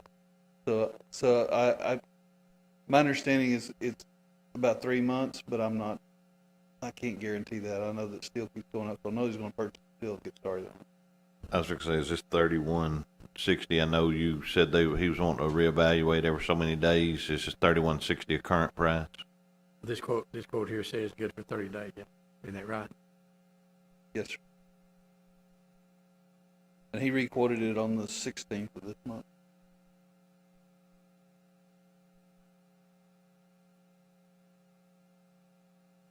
So this is above our contract. This is outside the scope of the contract with the Symmetry Turf. Yes, it's outside of that, but it's actually still within the budget, the overall budget that was put aside for the park. Well, the floor is open for a motion on it if we don't have anything else on the table. I'll move to award the bid for the gateway entry to the new sports park to Stansel Construction. And I'll second that. Motion made by Mr. Galen Adams, second by Mr. Henry DePel. Madam Secretary, record a vote, please. Aye. Aye. Aye. Aye. Aye. Motion carries unanimously. We'll now close item 3 and move on to item 4. Item 4 is to consider approval of pay request number 27 from Symmetry Turf for work on the new sports complex. Mayor and council, before Lanny presents it, I want to tell you that this is an effort so that this is the exact amount we have left in the grant from the state, $112,000 here. And in order for us to request that and close that grant out, we need to pay part of this grant. So we're proposing that we pay this off. The other thing is in talking with Mr. Bell, he's got some subcontractors that haven't been totally paid that are totally finished, like Stanzel, who built the buildings and so forth. And so this money is going to go to pay those subcontractors off. Just to remind the public, concerning those, we received two $500,000 grants from the Texas Parks and Wildlife, and they had to be used for certain items. And so my understanding is this is the remaining, the $111,000 is the remaining balance of that has to be spent within a certain period of time, and it has to fit their criteria, correct? Yeah.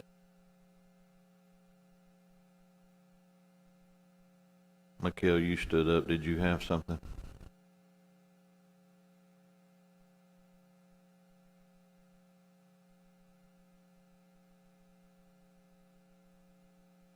I was going to say that they already submitted for the grant for us to be reimbursed, and we received the final grant payment today.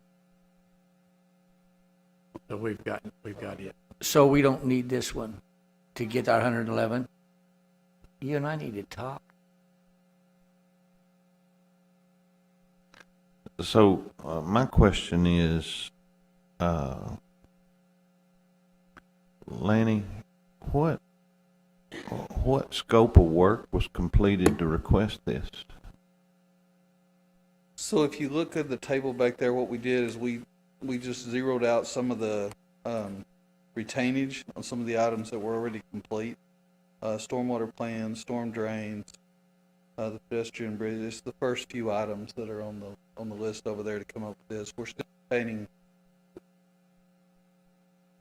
This would be that spreadsheet that's behind the first sheet there that's got the total on it. So. Okay, so you zeroed out.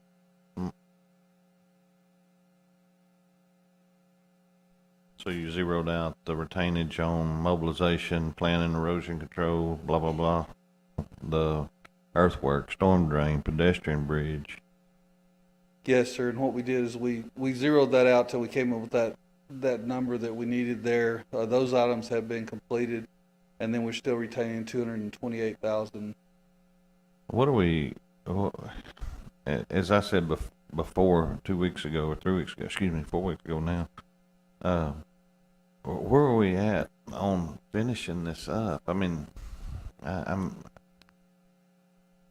having trouble with this one. I'm sorry. I apologize. I'm having trouble with this one. This is leaving a bad taste in my mouth.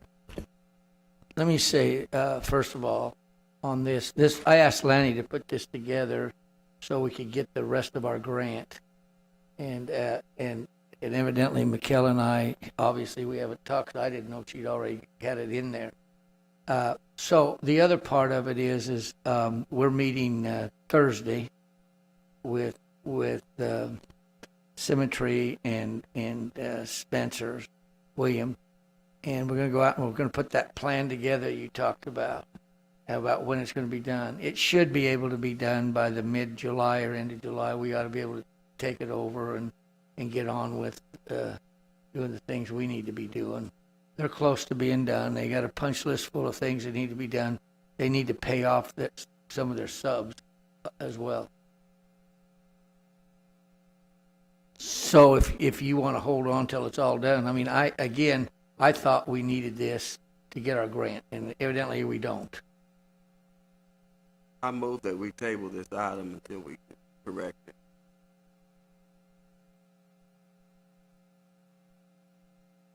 I have a motion for this item to be tabled. Do we have a second? Go ahead with your question, sir. just since we're talking about the sports complex and punch list, did we ever get an answer on warranty repair for all the playground deficiencies? We did get an answer on that. We have that in writing that they're gonna take care of that. They have back ordered the part. The parts is, a lot of things are just taking a while to get here. They have started the mowing. I understand they haven't mowed this week, but they did mow as soon as it quit raining. They started mowing some, so they're making an effort. But the meeting on Thursday is to try to encourage that along. Have the vendors been paid that had the inferior products that put those in? Have they already been paid? And I don't know the answer to that. I mean, that's something Symmetry handles themselves. I think the playground equipment has been paid for, but they've also guaranteed that they'll get they'll bring in the parts and replace them, of course, at no cost, but they'll do that. So, Lanny, did they happen to mention, though, on the playground equipment, though, is it going to be a better quality product they're replacing it with, or is it just going to be replaced with something they take off the shelf from their warehouse? It's the exact same thing that'll fade in 6 months. I asked that question, and they assured me that this is something that doesn't happen, and they've got it figured out. that's definitely something to discuss with them on Thursday. And we do have all this stuff in writing. And again, we're holding how much money? Oh, we're holding 228,000 right. Well, we're holding 339,000 right now. We're talking about reducing that to 228. We table it. We're still holding the 339. Will 228 finish the park, do you think, according to specifications? And what condition are the fields in themselves, if you don't mind giving us your opinion? So the fields still need to be, I mean, they've still got some weeds and things in them. They still need the grass to be, it needs to be thicker, be one way of saying it. So the turf is not established the way it should be. There's still a few divots, but they're much less. Some of the slopes, people were concerned about, we have to have some slope on there for the water to run off anyway. It's about a 1.something% slope.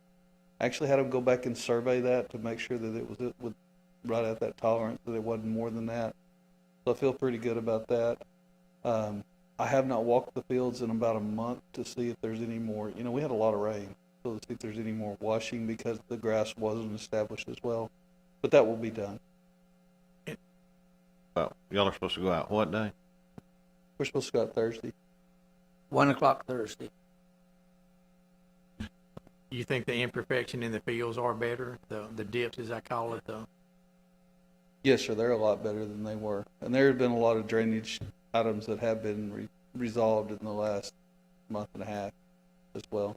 And I'm not an engineer and or a turf guy, but I think that these guys, there's some sanding that's got to do to level the divots off and so forth and let it grow. We're trying to let it grow. But I think that they've almost met their contract. I don't think it has to be perfect before the grass is established. It's not as thick as we want it. But there are a lot of other items on the punch list we need to get done. And I don't believe we can hold them up on a perfect sod level kind of thing. I mean, I think they've done their contract, is my opinion. They are very close to doing their contract, I believe. I think there's still some washes in it. My only concern right now that I wanted to make sure that we discuss with them on Thursday is you've got to mow this thing fairly often to make sure that turf grows out horizontally instead of vertically so that you get that thickness to come in.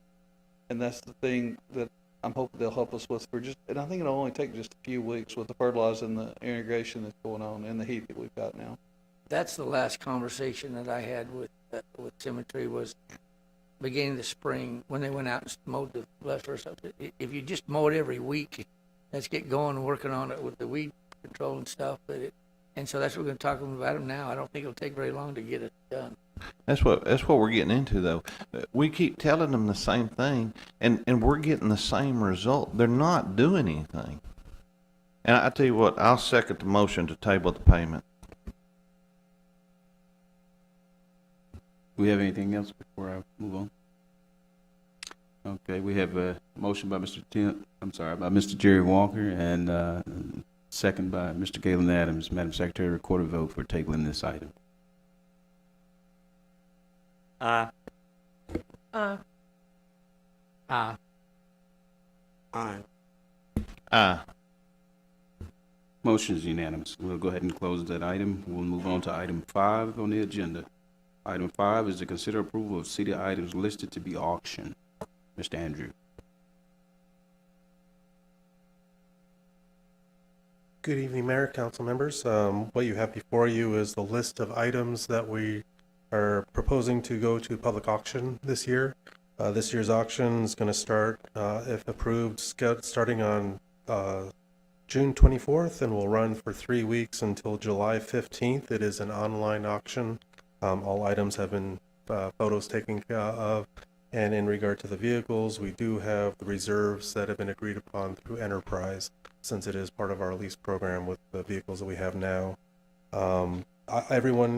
We do have an option for people to come see the vehicles at the office hours of 8 to 3 over at the service center. We will show those vehicles to people that are interested. Who will be conducting the auction, the local, It is Auctions Express. Mhm. the local company here on 67, correct? Here's McGonigal. Good. That is correct.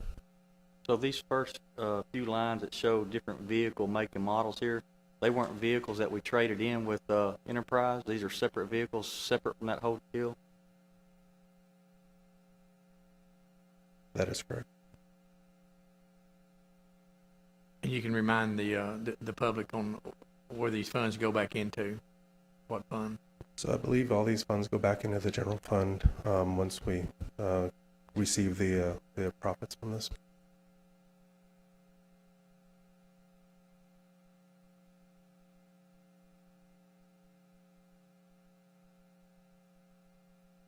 How do you guys determine the reserve price? I noticed some of the items don't have any reserve. The reserve was mainly for the vehicles that we have part of the lease program trade-in. A lot of the other items where they're just the furniture, we don't have reserves, so we just leave those to best available price we can get.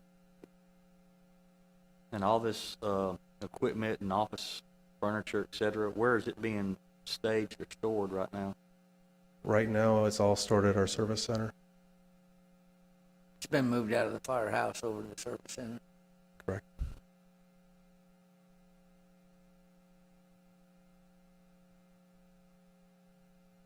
I figured the police chief wanted to keep those bicycles.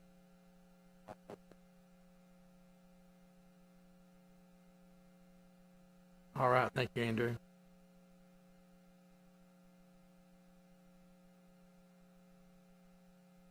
All right, thanks a lot. We appreciate you, Andrew. At this time, I'll open the floor for a motion. I'll make a motion that we approve the city items as listed to be auctioned as presented tonight by Andrew. I'll second that. Well, a motion made by Mr. Tim Dell, second by Mr. Henry Chappelle. Madam Secretary, record a vote. Aye. Aye. Aye. Aye. Aye. Motion carries unanimously. We'll now close item 5 on the agenda, move on to item 6, which is to consider award of bid for the Town Lake Spillway Bridge.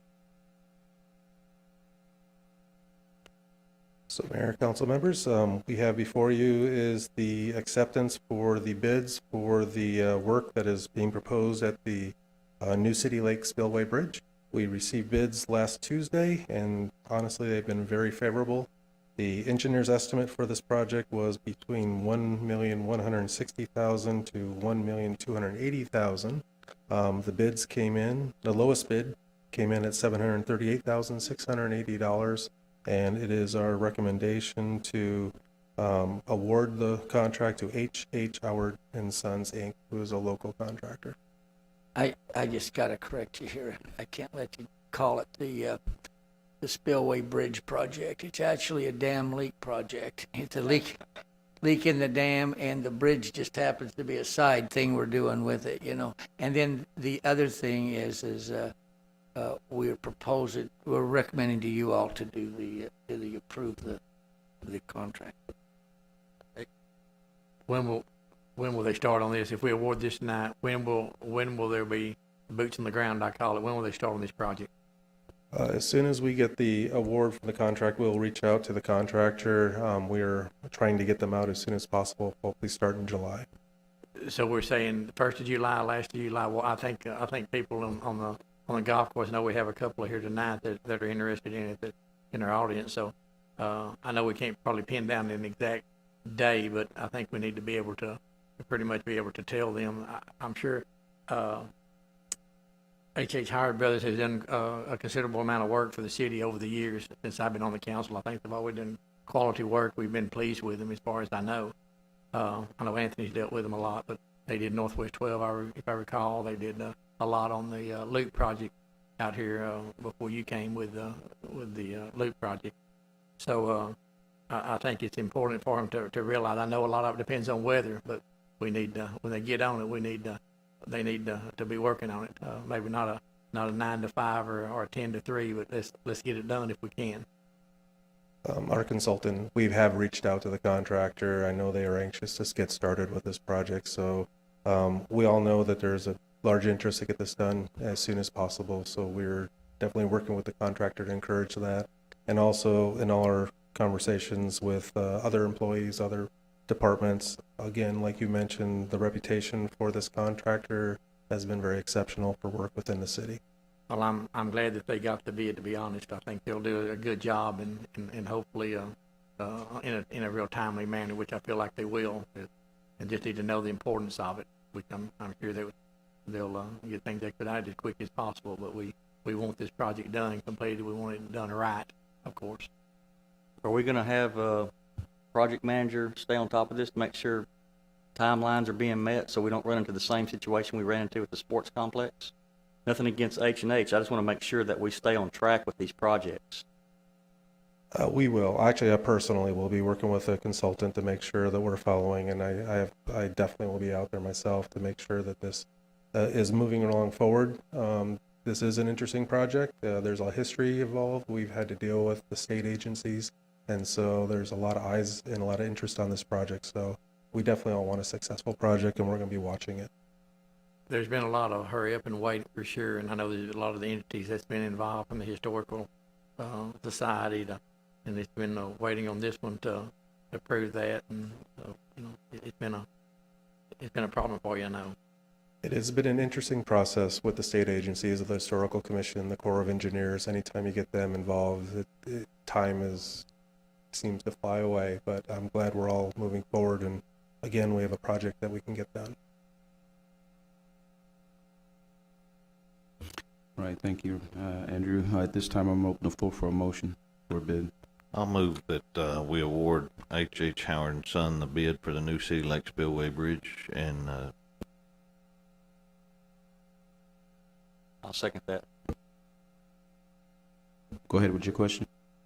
Just for, again, clarity, this amount to do this project, is it being accounted for in our next year's budget, or is there grants on this, or where is this money coming from, and how, when will we realize the expenditure? It was part of the bond issue, so there's several pieces of the bond that did it, so we got the money to do that. This was issued in the $4 million bond that we did, and it's accounted for in 605, and the money has been set aside, and it will be budgeted for. But we had estimated actually somewhat more than this, so what will happen with the remainder of that money that we bonded? So we keep it in that bond fund, and so it's for all the projects. There was about 8 projects in that total bond, and I believe that there was several projects yet to be bid. And so what we do is they're for general water and sewer and several projects that were named when we did that bond. And so what we do is when we finish bidding out all the bonds, some may come in over, some may come in short. And so I keep all the projects as they bond. I do a budget amendment and allocate them to their individual funds so that if one goes over, one goes short, or if we do a budget amendment to and, you know, a change order or something to the project, and we have the available funds, and then at the end, whatever bond money's left over, then we bring it to y'all, and y'all decide if we want to do an additional project, additional water project, or, you know, something like that with whatever remaining funds.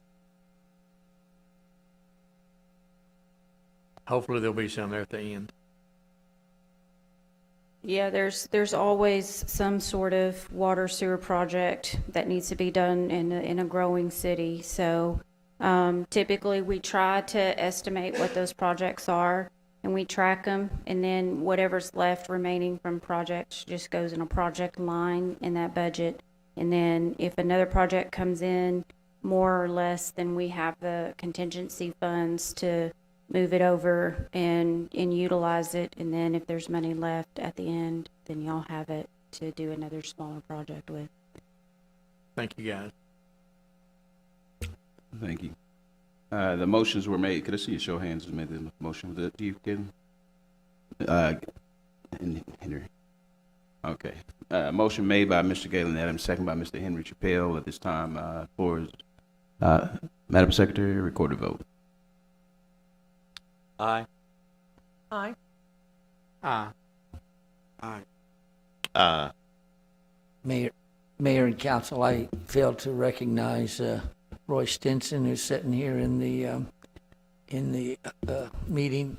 He and we have been working really closely together on this project that you just approved, and have had several meetings and so forth down there. And I appreciate him being here. Tell him thanks for the working relationship there.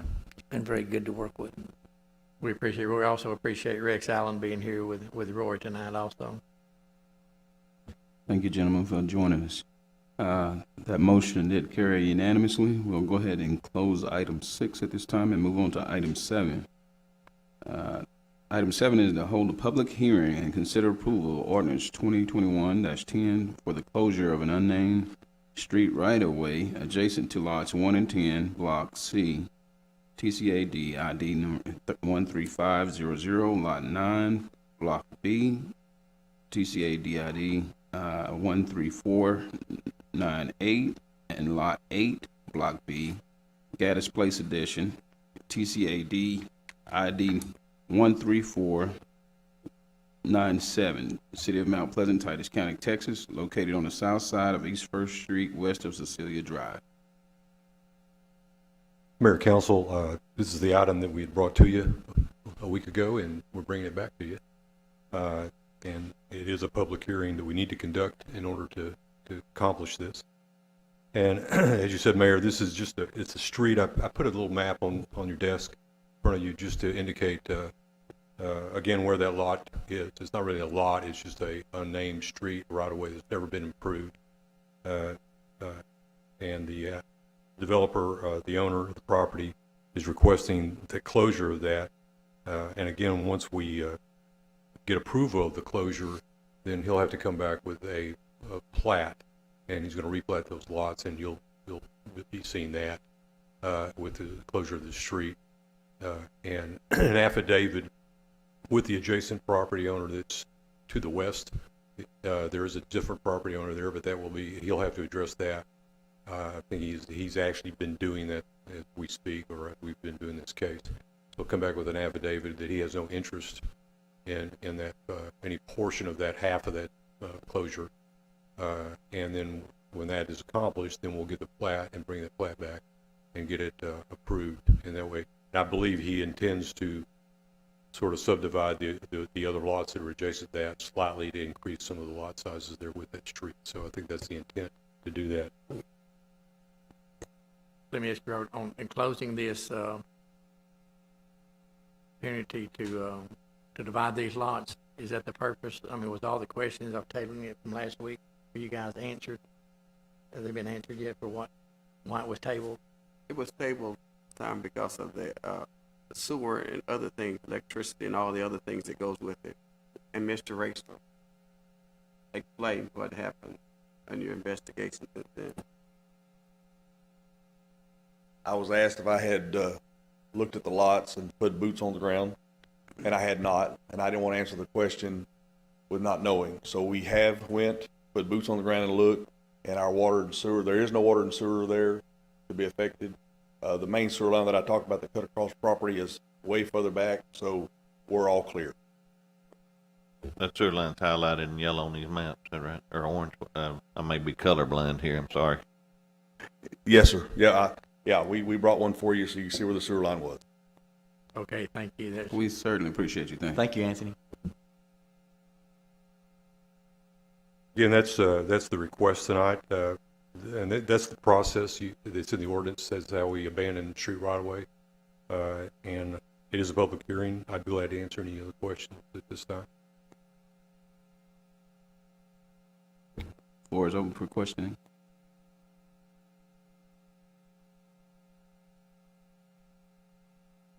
Okay, if we don't have any questions, this is a public hearing. Is there anyone here present that wanted to speak on it? Madam Secretary, anyone online that have any comment? No, sir. Okay, at this time, I'll close the public hearing session of this and open the floor for a motion of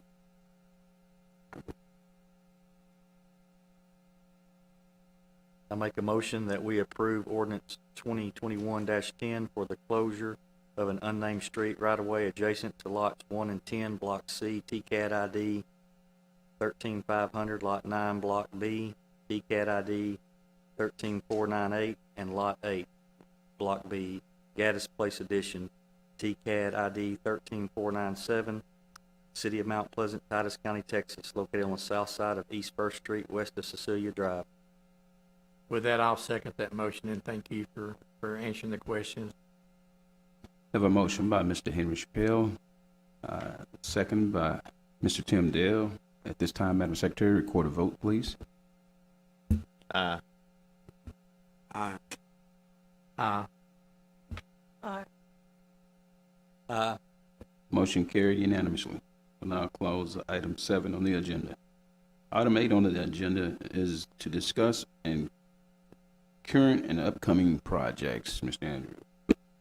Council, Mayor and Council, this is one that y'all asked just to put it on. I know I had one council member ask me to put this on, so we gave you the list a couple of weeks ago, and Andrew's just going to go down through and mention each one and tell you where the status is, and then you can ask him questions.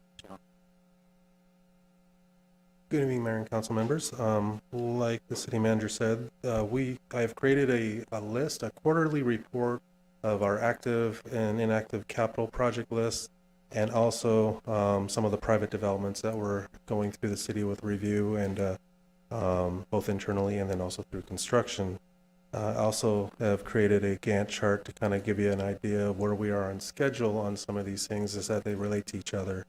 To begin with, if we do go down the list, the first part of the section of this quarterly report is the active design and planning projects. So these are projects that are currently under design or going through a process of preliminary engineering design or planning with the other departments such as planning. First one obviously is our existing wastewater treatment plant, which began with discussions as it related to developments and requirements through TCEQ. We have since we've had the initial discussions, we now have new bonds and we have a new design project going on the wastewater treatment plant. And right now we're completing preliminary engineering design reports and studies to determine what is the best option for the city to move forward with our enhancement of our existing plant. And then also the outfall locations that we've had earlier conversations with council in previous months. The second project, obviously, is within regard to the Anderson Town Crossing development. If you go over there by the west side of town, the developer has put up a sign. They are still proceeding, and it's our understanding that they're moving forward and looking into that town crossing. That project has definitely been working with Robert in our planning department, trying to work with the developer. We haven't heard anything, as far as I know, any more communications with the developer in regard to development agreements, but it is my understanding that the developer is still looking to move forward. I have been reached out by a contractor that is interested in the project, so there is still some movement going around on this development that I'm aware of. As we move forward, we also have a project over by Big Tex, which is a lift station replacement. We are working with Big Tex itself, since their facility does discharge into this sewer lift station, and it also is a station that we do need to replace. We've had some communications with them in regard to their sewage that's going into this lift station, and we have some more that we need to approach them with in regard to a high acidity amount of their sewage that's going into our lift station. So we want to work with the property owner on how we can get that resolved, so we have a better product when we put in a new station. Has it been discussed with Big Techs? Are they going to help absorb any cost on this pre-treatment system?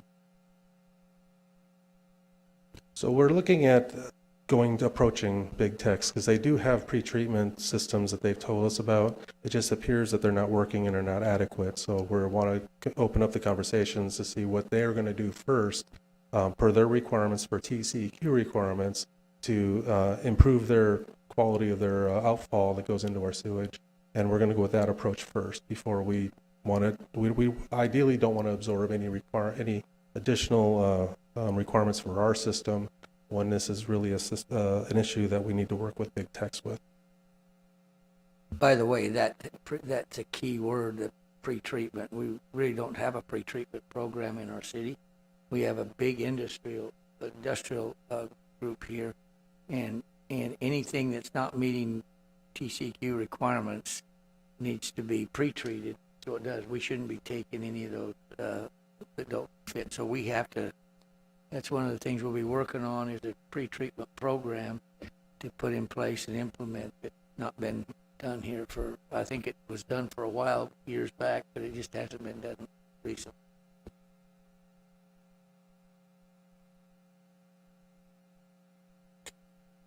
Okay, well, the next project we have is our 24-inch water main that goes from the I30 water treatment plant to the Edwards water tower. We are finishing up the design with our consultant, and we do plan on bidding this project next month, so in July. And then ideally, we're going to start construction once the School Street water tower is complete. We're going to start with this project. Main premise is we don't want two towers out of service at one time, so we're going to, as soon as the School Street's up and running, and we're still shooting for August to have water in the tank. And then as we get towards the fall months is when we're going to look at dealing with the Edwards tank, but we could still do the water line in the process in the interim. So we are looking at, again, bidding that next month. Let's see, then in regard to I30 storage, the I30 plant, we do have some work that we need to do on the storage tank itself. There's some requirements that TCQ had in regard to the ammonia applicator into the system, and a little bit of a water line work for going from the tanks that we want to do. That is a project that we'll be doing in the fall. Again, where I want to coordinate it, since we're dealing with multiple storage tanks, we want to put them in a logical system of School Street. Then we deal with Jefferson, and when that's done, then we'll work on the I30 tank. So we're only dealing with one tank out at a time.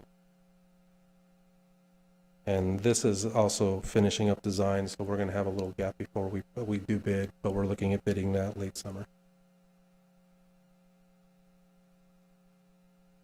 The next one is the pavement assessment. So our consultant has gone out, done a pavement assessment, but in review of the data, we found some discrepancies in regard to the way that the automatic rating system was occurring in regard to our roads. A lot of our residential roads have a chip seal that was placed on them, and in that chip seal was playing havoc with a lot of the automatic rating systems. So we're having to reassess a lot of our ratings to make sure that at least what the quality of the data that we're getting is something that's very useful. When we do a pavement assessment, we're looking at a condition rating that gives us an assessment of like a 1 to 100 of what the quality of the road is. And then from there, we can then base it on what type of repairs we do, whether we do interim, joint sealing, slurry seals, and then overlays, and then ultimately, if it gets such a low quality, then we have to look at roadway replacement. But we need to have some good data that's justifiable, that's reliable, and it also reflects on the actual condition out there. So our consultant is reviewing their data right now, and looking at a new approach to make sure that we have a good set of numbers to go by. So we paid this, I remember when we hired them, so we paid them some in advance for doing this study. We have paid approximately about half of it right now. We haven't paid any more since they're still reassessing and redoing the hard data work. So they had a van come out, they had some equipment that goes and scan the roads, but the quality of the chip seal seems to be playing a role in kind of what those scans came out, so they're being reviewed, and we haven't paid any more until we start getting a better product from them. No more than I know about it. I would think that if they've been doing this quite often, that's not unusual to run across this chip seal on the roads and or to falsify their information on it. I don't think they were falsifying. I think we paid them for work done. We didn't prepay them. We paid them for work done. Then we found some inaccurate readings, and so they're going to go back and redo it. That's what it is. So we just paused it. Yeah, it's not falsification by our consultant. It's exactly what the city manager said. We're just verifying that we're cleaning up some of the information where it makes sense and it makes logical sense in a way that that represents what's out there.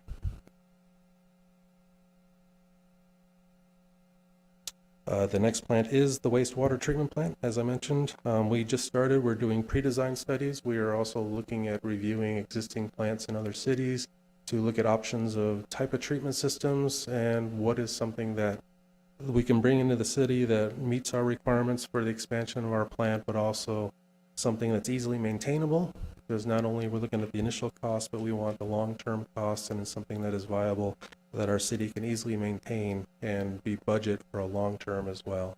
And then also, as the city does grow in the future, we still have options to expand. So we're looking at current growth, current demand, future demand, and then long-term demand and maintenance. And right now, we're just doing the initial pre-studies and pre-engineering to come up with those options and solutions so we can then come to council once that is done. And then also as part of that is the outfall.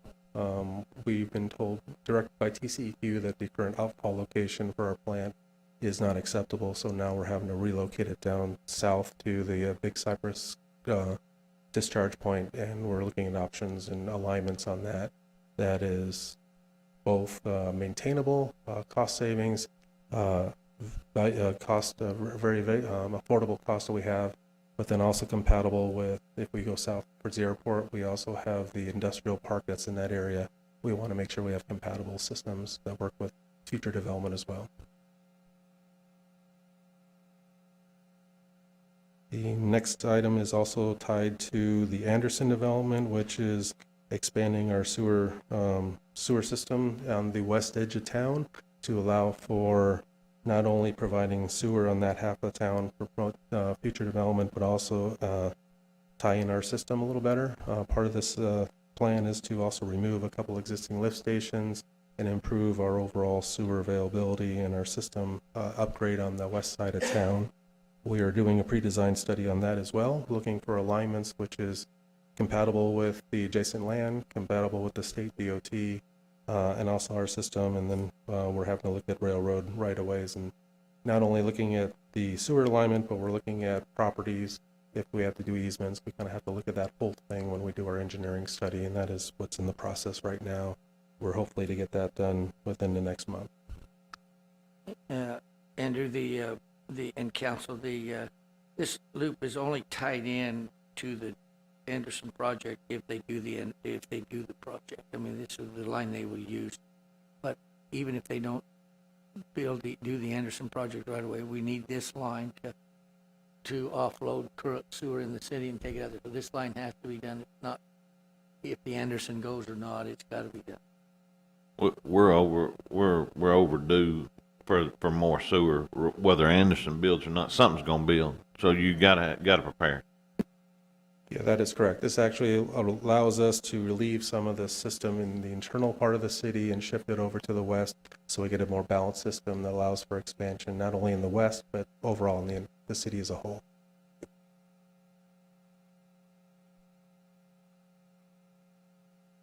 The next project is actually a road project. When I came here, the last floods, we had a culvert that plugged up on 4th Street.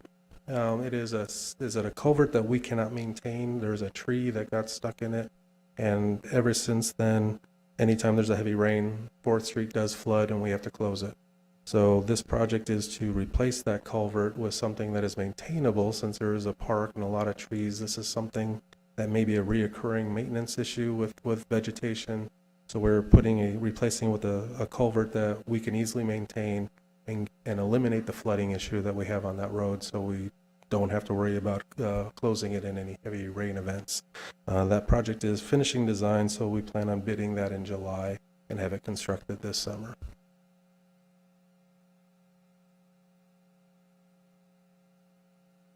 The next project is actually the Green Hill Park panel replacement. Those are some of the few concrete roads that we have in the city. We have a majority asphalt, curb and gutter, but when that area was annexed, we inherited a lot of concrete roads. From going through my research, it looks like we have never done any major maintenance on those roads, and they're at a point now where, especially that particular section, the first phase, needs to have some major replacement done. The life of that concrete is gone. Some of the joints that should be there were never there, so that has resulted in a lot of additional cracking on those roadways. And with the concrete, the way and the distress that it is right now, we have to start doing patchwork and replacement of panels to get the road better in a better condition, to eliminate some of the weathering, some of the water going in and actually exacerbating any of the problems we have with that road. So this is the first phase where we start looking at doing intermediate little maintenance work by doing concrete panel replacement.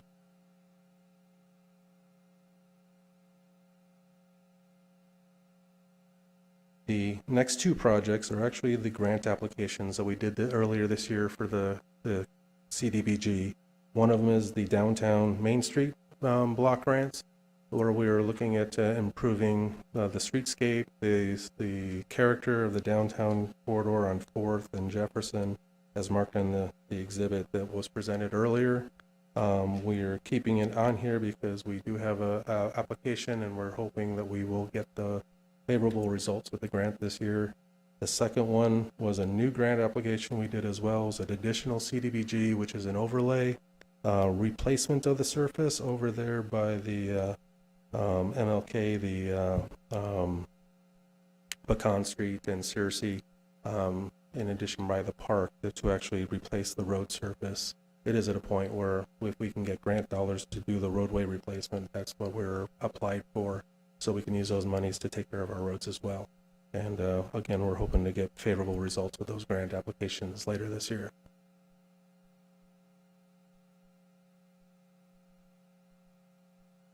The next section of the report are actually inactive design or planning projects that have gone in the past that haven't proceeded forward yet. I'm not saying that they're not gone, but they're still just in a pause right now. They're in a hiatus. And those include a Delwood Park flood study.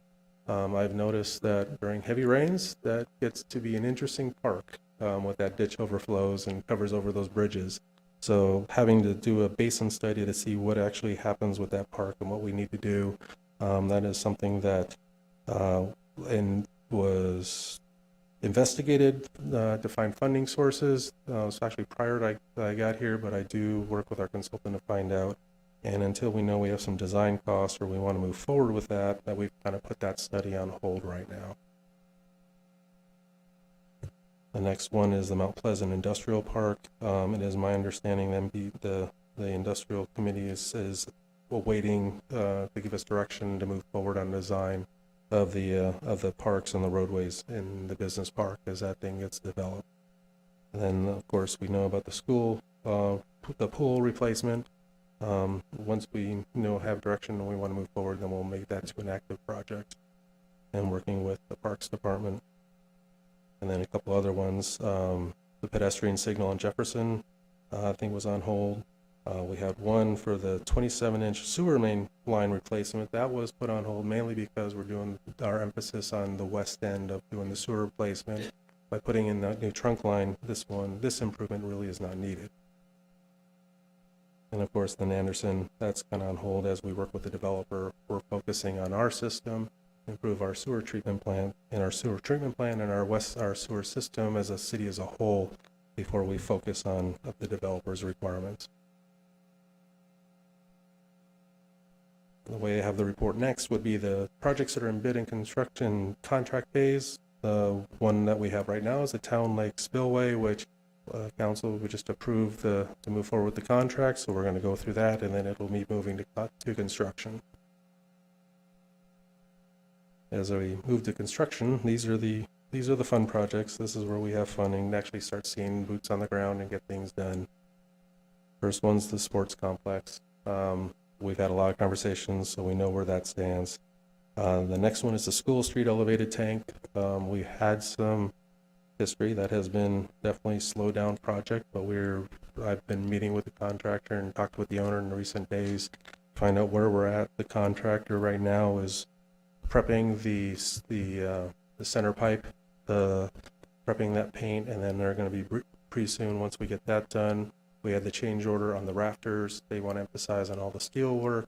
And then once that's done, they're going to shroud the whole tank, and then we will see the rest of the sandblasting and the painting on the outside. And they are still reassuring that they're working on getting that water in that tank by August, and we can get that, and then also get those cell towers back on those tanks in August. Real quick, Andrew, I drove by there the other day at the traffic light there at Walgreens, and I was at the red light, and they were sandblasting a couple of the tower legs. They currently don't have a canopy or a shroud around it, and dust was everywhere, and I'm sure the employees who work at Walgreens probably did not appreciate that, because when they came outside, I'm sure their cars were covered in dust. We noticed that as well, and we actually stopped the contractor that day. They need to have that area shrouded when they start doing sandblasting of those legs, and when they were getting at least 30 to 60 feet high, we noticed the dust clouds, and we also received one complaint that we forwarded to the contractor at Walgreens. So that's why they're back on the ground working on the pipe and not on the legs until they get shrouding and get that area covered, so we don't have a dust issue. I've noticed, Andrew, that they haven't been back. They have a plan to come back with a shroud, or they just say, okay, we'll quit, because they haven't been back since we talked to them. They are out there right now. They've been out there. They're working on the pipe on the ground. They're not going up on the tower until there's a shroud. And their focusing will be the welding, the steel work of the pipe, and then the rafters, get the cranes up, and then, yes, then they will shroud the whole tank to do the sandblasting on the legs and going up high.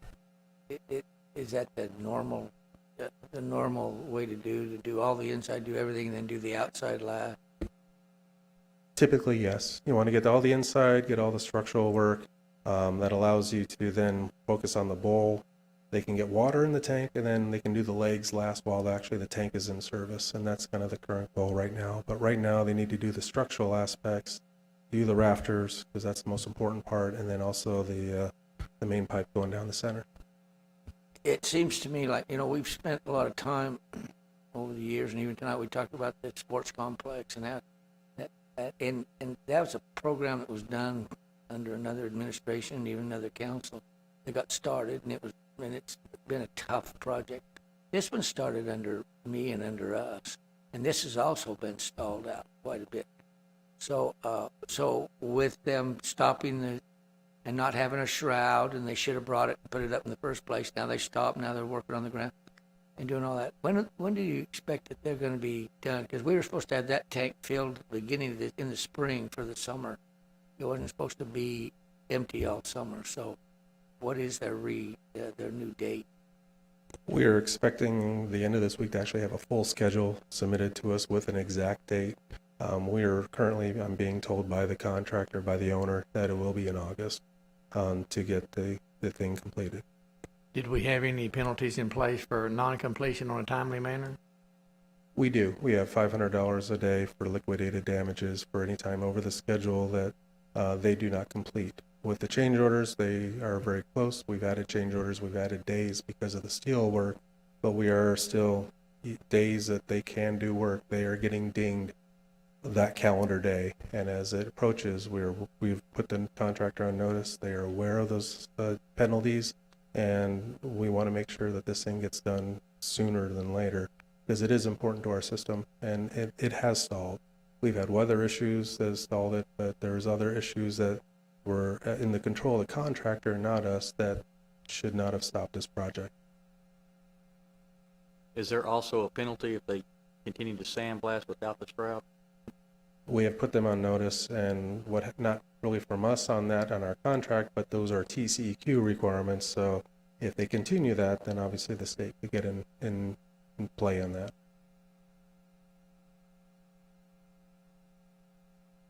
Some of these projects, I believe we've talked about this before, Andrew and I and Lanny. Sometimes some of these projects like this, if we put a bonus for it getting done on time and within budget, some kind of, like, I don't know, this tower's worth how much, 100,000 or whatever, and we put a $10,000 or $15,000 bonus if they get it on time, got in under budget and so forth, as well as the liquidated damages. But you'll see these projects get done faster, and you got to give extra days for rain, or you got to get days for I can't get the steel in.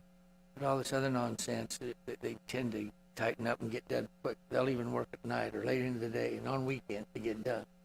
The money is definitely the motivator. It all goes to the contractor on top, and so he makes sure the subs are doing their thing and getting it done. And that's been my experience. I'll say this. Listen, I know to the folks out listening on YouTube and the people in the audience, this seems like paint drying.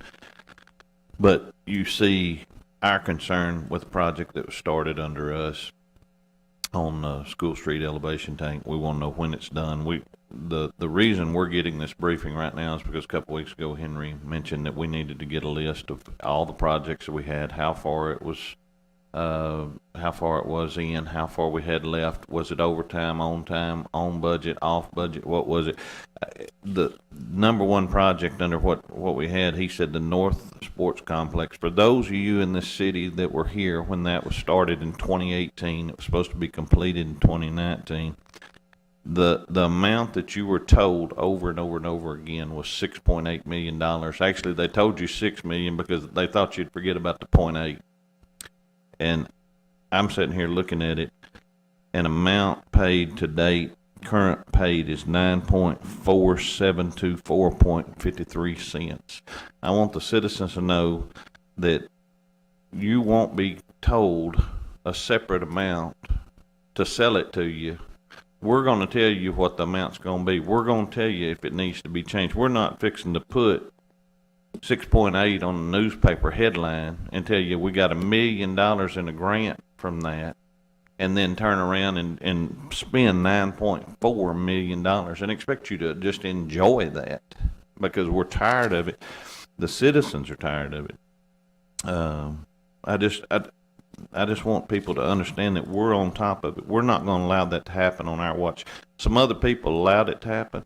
We're not going to allow it to happen. And when it happened, we actually had citizens that come up here and stood up here and told you that it was okay that it was happening. But I want them to know that it was not okay. We had some people that had the guts to finish it off and say, that's not okay. And so some of us are come in after the deal took place, and we're not going to allow it to happen either. And we're going to make sure Ed's not going to let it happen. And we're going to hold them to the word that if it changes, we're going to let you know it changes, and we're not going to sell you a bill of goods. When I was a kid, we called that something, and it had to do with some pants on fire is what we called it. So y'all just keep in mind, we're not going to sell you a bill of goods. We're going to give you the truth.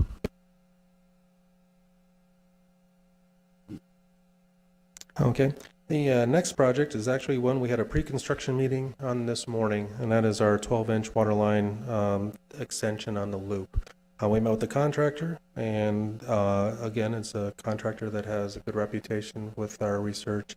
In conversations, it sounds like they are anxious to get started, and they are looking at options to also improve the time frame to get it done as quick as possible. These projects, this one and the next one, the Basin M, were delayed because of materials with the winter storm. Pipe has been hard to come by.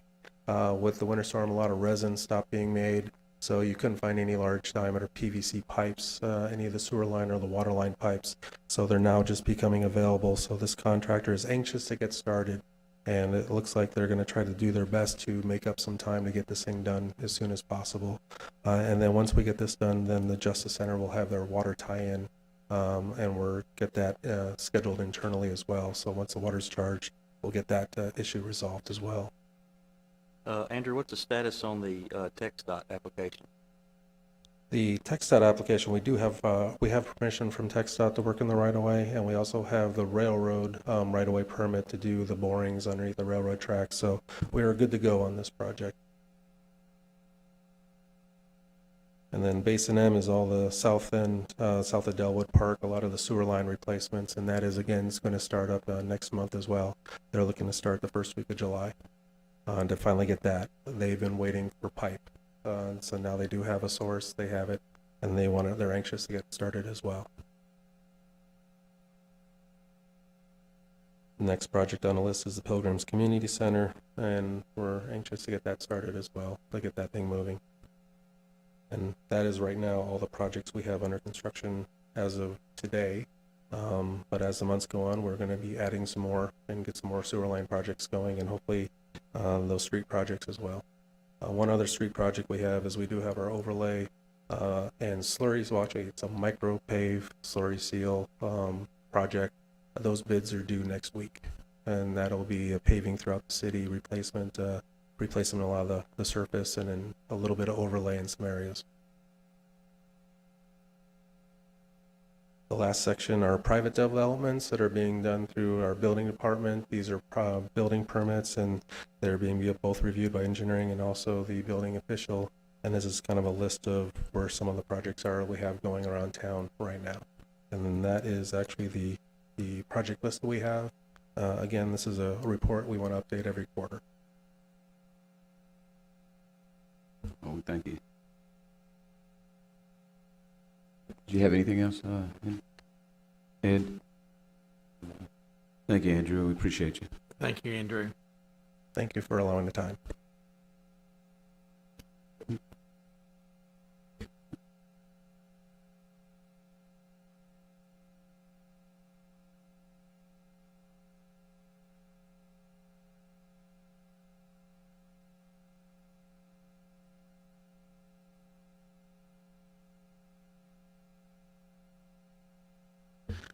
Okay, before we end, I just wanted to see if anyone in the public had any comments or anything. I noticed we didn't have it on there. Okay. Mr. Allen, how you doing? Come on up. What?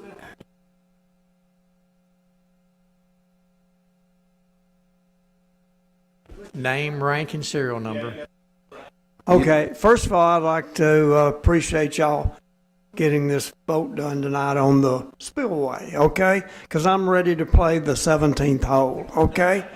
And I'm ready for it to be awarded officially quick. Okay, but anyway, so I know it's awarded, but they still got to do the work, okay?